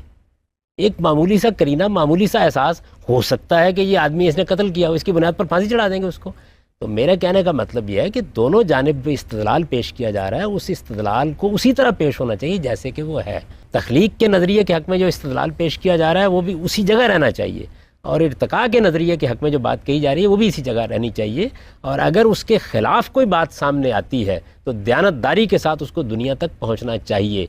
इस वक्त तो जब मैं साइंसदानों को पढ़ता हूँ, ख़ास तौर पर इर्तिका के नुक्ता नज़र के हामिलीन को, तो मुझे ये महसूस होता है कि जैसे उनके ऊपर शदीद अफसरदगी तारी हो जाती है जब इर्तिका के नुक्ता नज़र के बिल्कुल ख़िलाफ़ कोई एविडेंस सामने आ जाता है। तख्लीक के नज़रिए को और इर्तिका के नज़रिए को बराबर रख कर मुताला तो कीजिए कम से कम उन दोनों का। ये क्या तासुब है कि एक चीज़ को आप साइंसी हकीकत के तौर पर बयान करना शुरू कर देते हैं, ہے وہ ایک نظریہ، اور دوسری چیز کو آپ رد کر دیتے ہیں، اس پر غور کرنے کے لیے بھی تیار نہیں لگتا کہ جو نظریہ تخلیق ہے وہ کائنات کی توجیہ کرنے کا ایک بڑا آسان سا طریقہ ہے کہ سب چیزوں کو اللہ تعالیٰ نے اسی طرح بنا دیا، جبکہ جو نظریہ ارتقاء ہے اس میں سارے دنیا کے سائنسدانوں کا وہ مشترکہ ذہنی ورثہ ہے جس میں ان کی بڑی محنت ہے. تو جو زیادہ مشکل راہ ہے، جو زیادہ کٹھن راہ ہے، وہ نظریہ ارتقاء ہے نہ کہ نظریہ تخلیق. یہی بات یہ نظریہ تخلیق کو آپ نے بہت سادہ کر دیا، خدا نے بنا دیا. میں نے تو آپ کو بتایا کہ قرآن مجید اس کی کچھ تفصیل بیان کر رہا ہے، یعنی یہ بتا رہا ہے کہ یہ تخلیقی عمل کیسے ہوا ہے، اس پر تو غور کرنا چاہیے. یعنی ایک راہ چلتا آدمی ایک نظریہ پیش کرتا ہے اور آپ کو ذرا قرینِ قیاس لگتا ہے تو آپ فوراً تحقیق کرنے کے لیے بیٹھ جاتے ہیں. اللہ تعالیٰ نے بھی کچھ باتیں کہی ہیں، ان کے اوپر بھی ذرا تحقیق کر لیجیے. چلیں برابری کی سطح پر رکھ کے تحقیق کر لیجیے. یعنی تعصب کی کیا وجہ ہے؟ یہ تعصب مذہبیات کے دائرے میں ہو تب بھی قابل مذمت ہے، اور علوم کے دائرے ہو تب بھی قابل مذمت ہے. آپ برابر کی سطح پہ رکھ کے مطالعہ کریں صورتحال کا. یعنی یہ بات کہ انسان ایک بے مثال تخلیق ہے، یہ بات کہ یہ مخلوقات جو ہمیں نظر آ رہی ہیں ان کے اندر بھی عجیب وزڈم ہے، عجیب حکمت ہے، اس کے اندر بھی اتھا معنویت ہے، یہ بھی کسی چیز کا پتہ دیتی ہے. کیا یہ کوئی قابل غور چیز نہیں؟ اس قابل غور چیز کو قابل غور سمجھ کر اس پر گفتگو کریں. جو مرڈ اسکیپر ہے اور وہ کیا کہتے ہیں فش اور ایمفیبین کے بیچ میں، اور جو ڈک بلڈ پلیٹیپس ہے وہ میمل اور فش کے بیچ میں. تو اس طرح کے جو جانور ہیں وہ اس چیز کو سپورٹ نہیں کرتے ایوولوشن کو. بیچ میں ہونے سے کیا مراد ہے؟ بیچ میں ہونے سے مراد اگر یہ ہے کہ ایک مشابہت ادھر بھی پائی جاتی ہے ادھر بھی پائی جاتی ہے، تو یہ مشابہت تو کائنات کا حسن ہے. بیچ میں ہونے سے مراد کیا ہے؟ نظریہ ارتقاء کی روح سے ہونا یہ چاہیے کہ ایک مخلوق دوسری مخلوق کے درمیان کا عرصہ طے کرتی ہوئی نظر آئے. ایسی کوئی چیز نہیں ہے. آپ یہ دیکھیں کہ جتنی مخلوقات کا آپ نے ذکر کیا قدیم ترین زمانے میں بھی مل گئی ہیں اور جدید ترین زمانے میں بھی موجود ہیں. میں نے تو آپ سے عرض کیا کہ نظریہ ارتقاء کے حاملین جن چیزوں کو پیش کر رہے تھے کہ دیکھیے یہ چیزیں جو ہیں ان میں کچھ آثار مل رہے ہیں اس بات کے، میں دانتوں والے بعض ایسے جاندار ملے کہ جن میں یہ معلوم ہوا کہ غالباً یہ پرندوں کے قریب پہنچنے کا ایک عمل ہے، لیکن بالکل اسی طرح کی چیزیں آج کے زمانے میں مچھلیوں میں مل گئیں. تو اس وجہ سے پے در پے وہ ایویڈنس ملتا چلا جا رہا ہے کہ جو تخلیق کے نظریے کو زیادہ موقت کرتا جا رہا ہے اور ارتقاء کے نظریے کو زیادہ مخدوش بناتا چلا جا رہا ہے. یہ بیچ میں ہونے کا مطلب سمجھ لینا چاہیے کیا ہے. یعنی ویسے تو بظاہر آدمی کہہ سکتا ہے کہ جی چمپینزی انسان کے بیچ میں ہے، لیکن یہ بیچ میں ہونے کا کیا مطلب؟ انسان کے اور اس کے درمیان زمین آسمان کا فرق ہے. وہ ہر حال میں اپنے آخری درجے میں بھی جانور ہے، اور انسان ایک باشعور مخلوق ہے، حادثہ اخلاقی رکھتا ہے، اس کے اندر سم و بصر کی صلاحیتیں ہیں. اس کو دیکھیے قرآن کتنی خوبصورتی کے ساتھ بیان کرتا ہے. ہم نے انسان کی تخلیق گارے سے کی، ہم نے دوسرے مرحلے میں اس کے اندر نسل پیدا کرنے کی صلاحیت رکھی، ہم نے اس کا تصفیہ کیا، اسے نیک سوک سے درست کیا، پھر ہم نے اس کے اندر وہ انسانی روح پھونکی جس کے بعد وہ سمیع و بصیر بن گیا اور شعور کی مقام کو پہنچ گیا. سائنسدان یہ بھی کہتے ہیں کہ انسان کا اور جو چمپینزی کا کروموسوم ہے وہ 95% ملتا ہے، اور جو انسان کا ایک کتے سے ملتا ہے وہ 75% ہے. تو اس سے ہم یہ بھی کہہ سکتے ہیں کہ چمپینزی سے انسان بنا، انسان سے چمپینزی بنا. تو یہ بھی بات جو ایوولوشن کو سپورٹ کرتی ہے. دیکھیے بات یہ ہے کہ ایوولوشن کو جو چیز سپورٹ کرے گی، اگر کبھی اس کو کوئی سپورٹ حاصل ہوئی تو وہ یہ چیز سپورٹ کرے گی کہ جس وقت آپ یہ دریافت کرنے میں کامیاب ہو جائیں گے کہ درمیان کی جتنی کڑیاں ہیں وہ بھی فاسلز میں اسی طرح موجود ہیں جس طرح کامل مخلوقات موجود ہیں. یہ ارتقاء کا نظریہ یہ تقاضا کرتا ہے کہ کامل اور کامل کے درمیان کی مخلوقات یکساں سطح پر دنیا کے اندر موجود رہیں. یہ ہو نہیں سکتا کہ وہ ہمیشہ کے لیے مٹ جائیں. آپ یہی کہیں گے نا کہ سروائیول آف دا فٹسٹ کے اصول کے اوپر وہ مٹ گئیں درمیان میں، فاسلز میں ہونا چاہیے نا، ان کا کچھ نہ کچھ ریکارڈ ہونا چاہیے. تو اس وجہ سے یہ نظریہ ہے، ایک نظریے کے طور پر اس کو پیش کریں، اس کے اوپر تحقیق بھی کریں، لیکن نظریے کو نظریہ رکھیں. اس کے بالمقابل جو بات قرآن مجید کہہ رہا ہے از راہ کرم، اس پر بھی تھوڑی دیر کے لیے غور کر لیں. سائنسدان اگر ایک بات کہہ رہے ہیں فیکٹ کے طور پر دریافت کر لیا انہوں نے تو بہت قابل غور ہے، لیکن اگر ایک نظریہ پیش کر رہے ہیں تو نظریے کا مطالعہ نظریے کے طور پر ہونا چاہیے. صاحب پوری دنیا کے جو سائنسی حلقے ہیں وہ نظریہ ارتقاء کو ایک فیکٹ کے طور پر تسلیم کرتے ہیں، اور جو پوری دنیا کے مذہبی حلقے ہیں وہ بھی نظریہ ارتقاء کے اوپر منقسم دکھائی دیتے ہیں، متحد نہیں. کیوں؟ پہلی بات کے لیے ایویڈنس چاہیے. کون سا سائنسدان ہے جس نے یہ کہا کہ یہ فیکٹ بن چکا ہے؟ میں تو یہی ماتم کر رہا ہوں کہ کوئی کہنے کے لیے تیار نہیں کہ فیکٹ بن چکا ہے. پیش اس طریقے سے کیا جاتا ہے. یہ فیکٹ اس وقت بنے گا جب کہ اس کے حق میں وہ ایویڈنس میسر آ جائے گا جو ایویڈنس تجربے اور مشاہدے کی سطح تک اس کو پہنچا دیتا ہے. ایسا نہیں ہے. دیکھیے لیبارٹری میں بھی جتنے ابھی تک تجربات ہوئے ہیں وہ بھی سرتسر نفی کرتے چلے جا رہے ہیں. اور جن چیزوں کا مطالعہ کیا گیا ہے ان کے بارے میں معلومات میں اضافے نے دنیا تبدیل کر کے رکھ دی ہے۔ ڈارون کے زمانے میں خوردبین ابھی اتنی ڈیولپ نہیں ہوئی تھی، ڈارون کے زمانے میں ابھی سیل کا مطالعہ اس درجے پر نہیں ہوا تھا۔ یہ کیا کائنات ہے جو آنکھوں کی صورت میں اور کانوں کی صورت میں اپنا کام انجام دے رہی ہوتی ہے، یہ ان مخلوقات کے اندر بھی اتنی ڈیولپ کیوں ہے جن میں آپ بہت نیچے جا کے ان کا مطالعہ کر رہے ہوتے ہیں؟ یہ بہت سے سوالات ہیں جو پیدا ہو گئے ہیں اور ان سوالات کا مطالعہ ہونا چاہیے۔